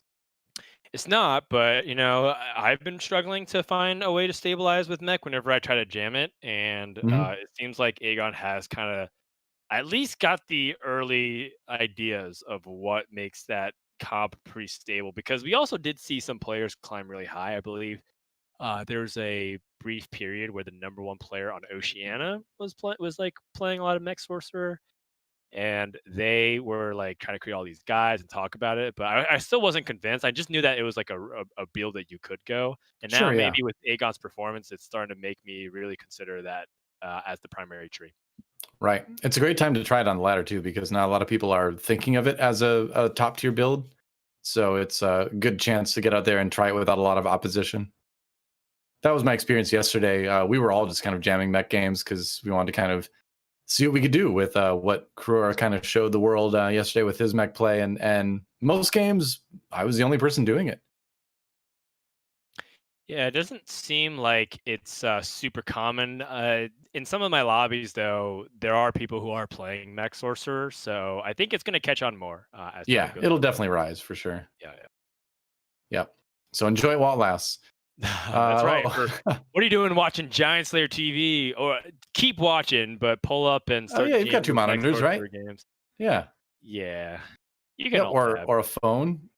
You guys have phones, don't you? Just open up a Giant Slayer series on one of those. Yeah. Wow. All right. It's the esports classic, or a gaming classic rather. Not esports necessarily. With the Rangers support and encouragement, seeing Ash with Static Shiv brings us back. Yep. I wonder if we might even see the fabled Chrono Ash build.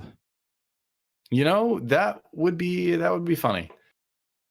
It's that was a build for a while. And now that the arrow travels faster, hey, don't put ideas in my head, Frodan. Oh, so are you aware of the Chrono Ash meme, Doa? Maybe. Apparently Yeah. not. Well, Chrono Ash was kind of a meme in Twitch chat for some time. I don't know if we have the time to explain the Oh, I don't read entire Twitch chat. background of it, but Yeah. it's it was something that a lot of chat would spam at streamers because Chrono Ash was Oh, okay. I was usually kind just of a, close kind of a chat meme. whenever I open a stream, so Yeah, no worries. that's why. Sunny Lou, no worries. Sunny Lou, just kind of struggling, looking to fast 8. Let's see what he gets on his roll down. Finds Gnar, but he's looking for high impact legendaries. Oof. Well, Looking more like my roll downs here. Finds a 5th yeah. rebel, needs to find the Aurelian soul so he can put in the Ziggs.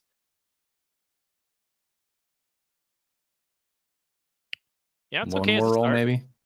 Yeah. He's got to do it, right? You've got 35 HP at this point. Yeah, he's got to commit to it. He's got the Giant Slayer and the Red Buff and the Trap Claw, so pretty solid items for the Jinx. Yeah. Can sell Victor, make his gold back. So he might be able to sustain for a couple rounds here. Going up against a sorcerer comp. That is not quite online yet. Oh, that Gnar, though. Yeah, the Riven Sorcerer comp. I know you were pretty fond of this one. Yeah, I mean, I think it's just the best way to run a pure sorcerer sort of build right now. I would take it over the Gangplank. I think the Gangplank is kind of like icing on the cake if you have the opportunity to put in later, but Riven is the cake itself. That's right. She's what pops out of the cake. That's right. I'm sure that skin is out there somewhere. Riven's got like a billion skins. Yeah, birthday cake, Riven. There you go. There's a lot of chef skins, so could fit. That's right. Pastry chef, Riven. Yeah. That. Whenever she does her Q, she like puts a cake on the ground and pops out of it for each jump. There you go. So we're gonna hop on board with Khroen and see how he's doing with this Riven-based build. It's a 6 sorcerer 3 Star Guardian build. Ooh, I like this, and the reason I am oohing about this is because a lot of times lately people have been going for Gnar as your second frontliner and ditching the TF for other sorcerers. But if you keep the TF and you put it in the Shen, you have a strong front line along with the Annie, and you get Chrono. So kind of an interesting little take on what people have been trying lately. I like this. It's interesting because the Shen Shen's just like pretty good because a bunch of damage comps as Inay once again committing to the Ash, the Ranger set 2 build. Yep. Inay memeing basically at this point. Yep. Yeah, I don't even know if it necessarily matters if he has that Shen, because Wukong, I think, also represents the same thing. But what this does allow him to do is actually straight up replace Riven, and he doesn't drop the Chrono. So that's true. thing. Oh yeah, I don't know why I forgot Riven gives you Chrono. I'm new to 3.5 apparently, but I just like the Shen because it delays. Anything that delays your backline taking heat is a really big deal. And so he'll do that a little bit better than a Wukong will early on, I think. If you find a Wukong too, you can swap it out later. But as I'm always looking for like healthier mid-game transition paths, and this seems like a pretty good one. Totally. So Clash of Sorcerers, Riven versus the mech, and in my experience, the Riven actually chops it up because the Riven doesn't die. It's kind of like the Poppy effect, where like everything else dies, but the one solo frontliner. That's kind of been my experience with Riven versus any kind of mech in general. I actually feel like Riven is a counter to mech because of that. If you give her the items, you give her especially GA, it feels like you can't actually kill her. Every time I was playing mech yesterday, and even this morning, and I went up against Riven comp, I lost. I think I'm like 0 for 14. Yeah, it's interesting to see how that interacts. Another part of it too is if you get like a big death cap on her, and also because of the Sork buff, the shields she gets when she does each little leap are just massive. So you just become more durable than the mech. And as you saw, it was a little bit close towards the end, but she was able to survive against all the other mech pilots as well. But he definitely needs some more 2-stars, like 2-star Ari, 2-star Syndra. Like he's gonna need this stuff before too long. He's right on the edge of where this comp can keep winning. It makes me wonder if maybe there, that is the tree to consider. Like, if you get Ionic Spark and GA and like a lot of AP items, maybe you should just start considering playing the Ribbon build. And if you get a lot of defensive items, you just play the traditional.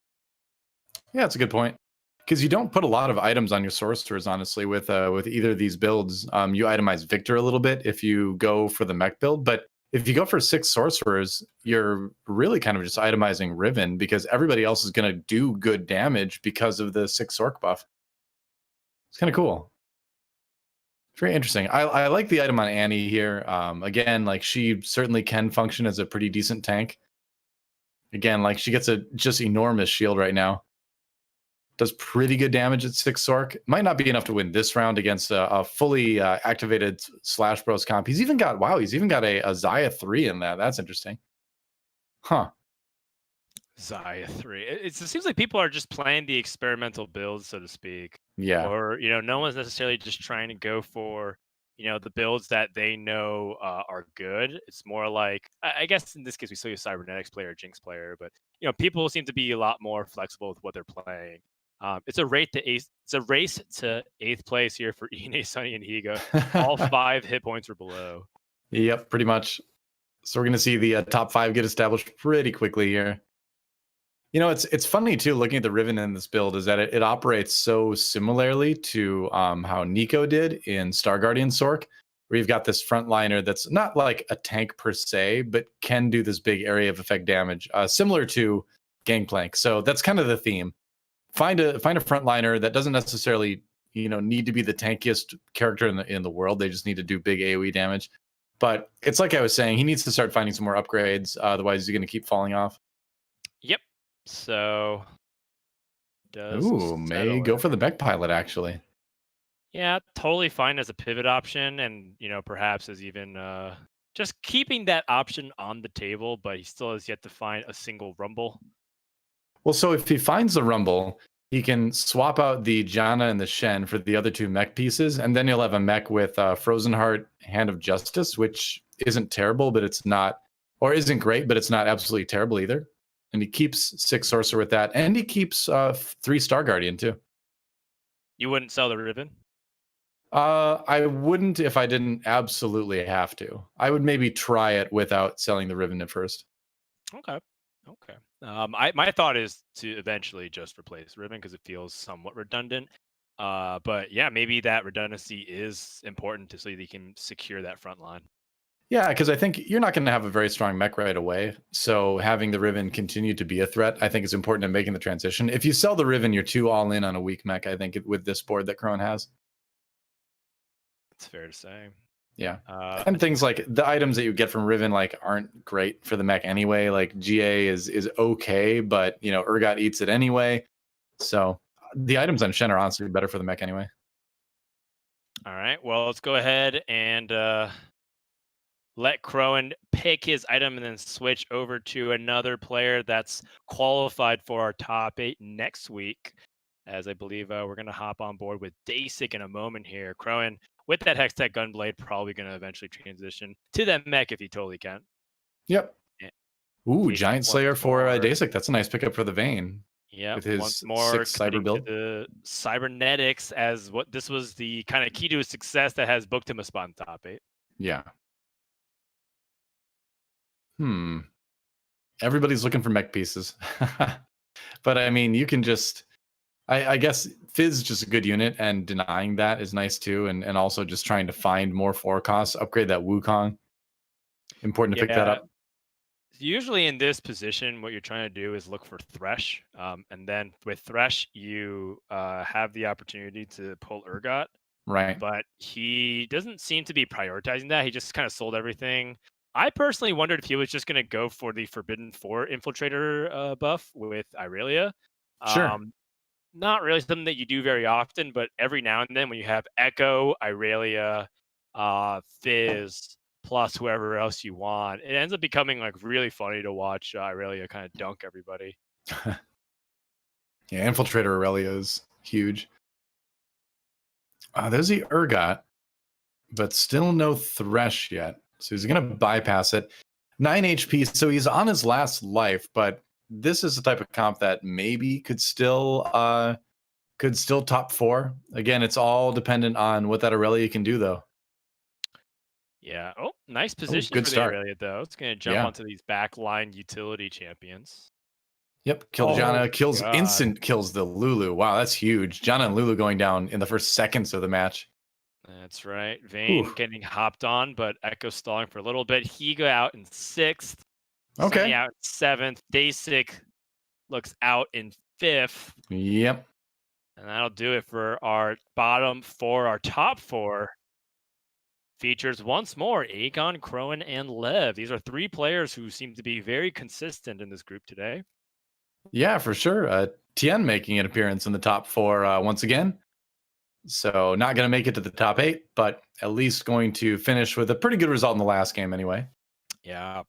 And what a good opportunity for Lev too, because week 1, we can just say it. Lev performed very poorly in terms of his results. Like his standings was not good. He was like tied for last place or close to it. But 2 weeks of back-to-back great performances lands him in a guaranteed top 8 for next week's finals. And he's kind of like doing his Jinx builds. He's doing what looks like to be some kind of hybrid Vanguard Mystic Star Guardian build. Yeah. Pretty fun stuff overall. Yeah, his board is his boards, I should say, have been consistently very interesting to watch because he seems like one of the players that's the most open to just being flexible about what his compositions are. Ends up at 4 Vanguard, 4 Mystic eventually, but gets there in a really kind of roundabout and kind of interesting way. Yeah, I mean, he's still playing like Poppy too with these gloves. He's still waiting on like some of his better units. He wants his Thresh to pull an Urgot. Instead, pulls the Jace. Oh, well. Not ideal. He has a carry Soraka holding Bloodthirster. This looks very memey to me from Levi relative to what he has. Like obviously it's a meta build, but doesn't seem optimized in the slightest here. Well, like I said, the way he got there was kind of interesting. Finds another Thresh. Oh, he's already got Lulu too. I think positioning is something that will make this a bit better as well. In that the Lulu didn't really get a whole lot of good shots off last round. Yeah, I'm a proponent of selling this Poppy too, playing like a Jace one, putting Thieves Gloves onto the Lulu. I don't know if Poppy is like a really important Vanguard compared to say Wukong and Nautilus. I 100% agree with you in that your front line's not going to really get much weaker, and you could make Lulu a lot stronger. Oh, the Zephyr from Agon, though, hits a Lulu. Yeah, Agon really wants to go for ultimate victory here. Yeah, he's doing it. Yeah. Oh, it's a big heal, though, from the Soraka coming through with the Mystic board. And this Poppy refuses to die. What the heck? Poppy 2 is a strong unit. You can't deny. 2 stalls for long enough, and now it comes down to the Victor battles. Whose Victor will reign supreme? I think it comes down to the Syndra battles, man. Syndra's going to finish this one. Yeah, 2 for 1 shot in the end. And Agon gets the win in that round. Yeah, when Syndra gets to survive in a fight for a while, she's going to start like killing 2 people with 1 ult. Yeah, it's a fight of lasers, and you know, Victor brought a machine gun. Or rather, Syndra brought a machine gun. Right. She brought the whatever the best machine gun is. I don't know. I don't know guns very well. No worries. We can talk about lightsabers all day, but you know, guns not my thing. Well, what's the most powerful gun in the Star Wars universe? Oh man. Well, I mean, if you can call the super laser on the Death Star a gun, probably that. There you go. Although they did make that like big, you know, planet-sized Death Star thing in the sequels, but we don't need to talk about that. All good. We don't really talk much about the sequels here. You know, otherwise a bowcaster, very strong firearm, you know, used by the Wookiees, of course, but you know, it's up for debate. There it is, though. Thank you for that Star Wars fact today. You're welcome. Although the bowcaster is a projectile for anything, so it's really not a gun in like the traditional sense, but you get the idea. Yeah. What were you saying? I was just saying all 3 players down to their last life here. It looks like they're all chasing the Celestial Spat. Guardian Angel could also be picked up here for Lev. It goes for the 3rd Janna, it looks like, and I just want to make his bench more efficient. I think that's totally valid. Yeah, I mean, I would like to see this Poppy rotate out, but I guess he doesn't have a 4th Vanguard to replace him anymore now. Right. Ooh. GP is interesting, but doesn't really fit. I don't know. This is it's a weird board. Like I said, a lot of Lev's success needs to come down to positioning, and I honestly have not played this comp enough to know what the proper positioning is with this. I would assume you want to move the Cassiopeia over to one of the sides. He's got her kind of over there. Yeah, so the key to success here is pretty much optimizing your front line to hold off their biggest threats. So you usually want to line up Ideally, with yeah. Irelia. And then the other thing is, can you position Cassiopeia for the best chance of success and survival? Oh, that Victor Laser though. Yeah, Victor Laser is a pretty nice support just to give like battle cast to Cassiopeia. And now with that Urgot pulling in No, that no. Victor, that is victory over Oh, Khroen. yep. He can taste victory with that Urgot pull. Agon versus Lev. Oh my gosh. Okay, that Thresh 2 is massive, and I think with that, Lev is in a really good position to win this lobby. Agon does have that Zephyr, so maybe if you can have it hit the right targets. I actually would argue that it might be more important to use that Zephyr on the Thresh as opposed to the Oh, Cassiopeia. 100%. Yeah, because you don't want your mech to get eaten, right? So I would be targeting that Thresh 100%. And it looks like he tried to do that. No, it didn't quite hit. No, he gets a Jace, and I think it Yep. might be just kind of a white flag here from Agon. But at the same time, anything could happen. The mech burst is really big, but it pops before it gets its cast off. Yeah, just way too much damage coming in from the Cassiopeia and stuff like that. I always get worried when Cassiopeia walks forward like that, but it seems to work okay in this comp. Yeah, well, It's Lev going interesting. to wrap things up with another victory and quite possibly one of the most dramatic turns around from weeks 1 to 2 that we have seen yet in the Giant Slayer series for the first Yeah. 2 seasons. And Lev with a final decisive win in the last lobby is going to guarantee a spot in top 8 and also end his campaign as one of the highest point earners that we have for the first 3 weeks. Well, we talked about in that game a little bit about how he had a really, really rough week 1. Another player that falls in that same category was Gunmay. And we said at the end of week 1, we're like, all right, it's a long tournament. 1 week of bad results, even if they're really bad results, doesn't mean you're going to have a bad tournament. And both Lev and Gunmay able to come back and take spots in the top 8, as we'll see in a moment when we look at the standings. We're going to take a look at the lobby first to see how today shook out. But it is cool to see players coming back, getting the wins. Agon ends up tying with Lev for number 1 in the lobby today at 29 points apiece. That is a lot of points. But Lev with that consistency, right? Just dropping game 3, but aside from that, second, and first. If you throw out the 7th place in, or the 6th or 7th place, 6th in game 3. Yeah, usually a lot of rule sets say that you take the high, you organize your best to worst performances. So based off of this, with first, second, sixth is better than a first, second, third, Right. fifth. So Lev should technically be our winner for today. But I mean, just look at his third place finish in the overall standings. Khroen ends in second, Wow. Khroen in first. But as we mentioned, the top 8 was already determined. So Agon, Gunmay, Deisik, Khroen, and Dark Hydra will be joining us next Monday for the grand finals. Yeah, it's really cool to see, especially Khroen having such a strong finish in the overall standings, because that's a player that we've talked about just barely sneaking into a lot of final tables, a lot of top 8s and other tournaments, but only just right. And so now having a pretty dominating performance so far, it's going to be great to see what he can do in the final lobby. It sounds Right. like, I believe we've got Lev on the call with us right now. Can you hear us? Yeah, I can. All right. Hey, you're back. Second week in a row, winning a Yeah, lobby. Yeah. How's it feel? I hope that will come. I hope that will come back and well, I did somehow. I don't know. Congrats. Well, let's Thanks. dive into that for a second about how exactly you did that. You said you don't know, but what's your initial impressions of 3.5? Like, what do you think helped you win the lobby today, as far as what comps you chose, how you played it out?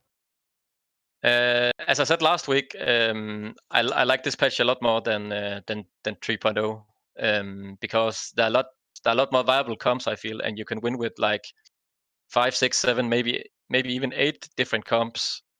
So there's a lot more variation to playing the game, and I enjoy playing the game a lot more on this patch than I did on the previous patch. So that's just great for me and for Riot, I guess.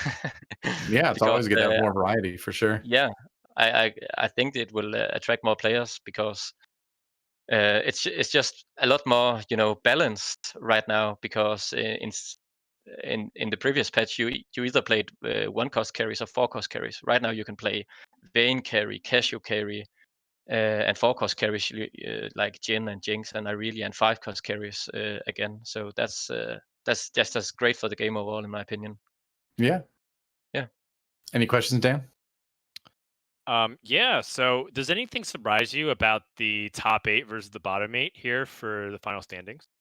Honestly, I haven't looked at the standings at the final standings yet, so I can't really comment on that. But Khroen won the lobby, right? Won Yeah, the I overall can read it standing. to you if you'd like. So we have Khroen at first, Khroen in second. You got in there at third. Then Gunmay, Agon, Deisik, Khroen, and Dark Hydra as the top 8.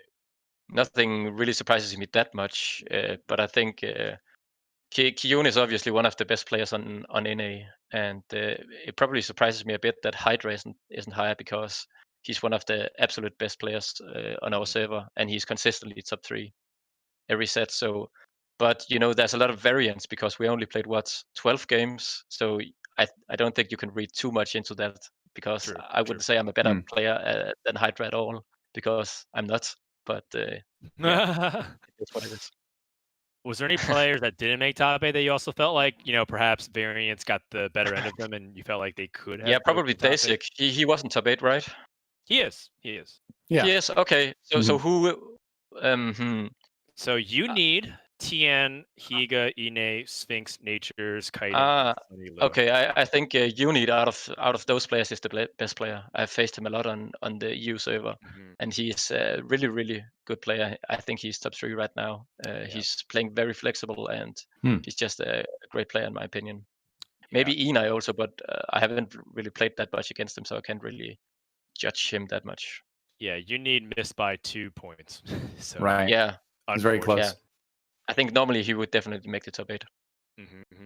So in the top 8, NA players number 1 and 2, obviously, but the rest of it, dominated by Europe. 5 out of 8. NA, what up?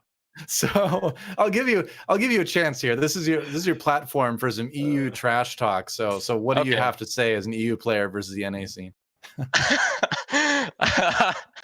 All right. I don't really know what to say about that one, but I think honestly, I think it's pretty even. But because I can't really, it's very hard to say that EU is better or NA is better, because we don't face each other that much. But I think I must admit that I think that EU is slightly better. But wow. I some can't strong really, trash talk there. it's not really trash talk, is it? But it's just I don't know what facts, I don't know what to say about that one. I must admit that EU is better. All right. Well, there you go. I think EU is slightly better, because we have a bigger player pool, and overall I think I don't know, man. I just feel like EU players are in general a bit better at the top end of the ladder, but I'm not sure at all. So I will say one thing: it does seem like motivation for EU players are consistently higher than NA players. Because I think that you mentioned Inay being a really good player, but I think he's been kind of vocal about his motivation lately, and we all know how capable he is. But that's always actually across any game ever. It's always been NA's problem. Like North America, or just like Americas in general, it's like always been like whether or not they have that work ethic at the back. Yeah, really motivated casters though. Yeah, they have the best cast. Oh yeah, big fan of both of you. Big fan of both of you. Thanks. All right, that's a good note to end on. That's a good note. I think so too. Yeah, we'll end the interview there. Congratulations again, Lev, for making it number 1 in the lobby. We're gonna see you in the grand finals lobby next week. So thanks for dropping by. Congrats again. Yeah, again, thanks for having me. Really appreciate it, guys. Really appreciate it. See you, dude. Awesome. Yeah, GG, man. GG. Cool. Well, there you go, guys. Lev D Trotskij making it to the top of the lobby once again, 2 weeks in a row. So looking forward to seeing him in the grand finals. And that does it for our group stage play or tournament play, you could call it, in Giant Slayer series. We know what our final lobby is going to be now, and it's stacked. I think we've got a lot of really exciting players in there. And again, with another week of practice in the new patch before then, we're going to see some really fascinating games. That's right. I've grown to really like Lev a lot. He's very chill, level-headed, kind of Yeah. says exactly what he means, not really exaggerating. He's also very honest about his own skill and also the state of the game in both good and whatever the game ends up struggling with. So kind of, I really like that no-nonsense approach from him. Yeah, And for overall, sure. like I think the list of Europeans that are featured, 5 out of the 8, they're all killers. And I think while we do have some of NA's finest in Khroen, Khroen, and Agon, they're going to have their work cut out for them because next week it's only 5 lobbies that you get to prove yourself. And as you know, I mean, it is Yeah. potential high variance, but how do they fight against that? The question. Yep. There's that. There's the fact that it's still going to be a fairly new patch. There's going to be the mind games. Everybody's going to be looking up what everybody else is playing on ladder. And some of these guys probably are going to be playing in practice groups together too throughout the week and swapping strategies and information. So there's a lot that goes into it. It should be really fun to watch. I believe we're going to check out the standings one more time to take a look at that and just go over it again. Obviously, our top 8 are going to be Khroen, Khroen, Lev, Gunmei, Agon, Deisik, Khroen, and Dark Hydra. I will say I'm really happy to see Dark Hydra make it too. As a fan of him in StarCraft 2, it's really neat to see these former StarCraft players coming up in the standings in TFT and make a name for themselves.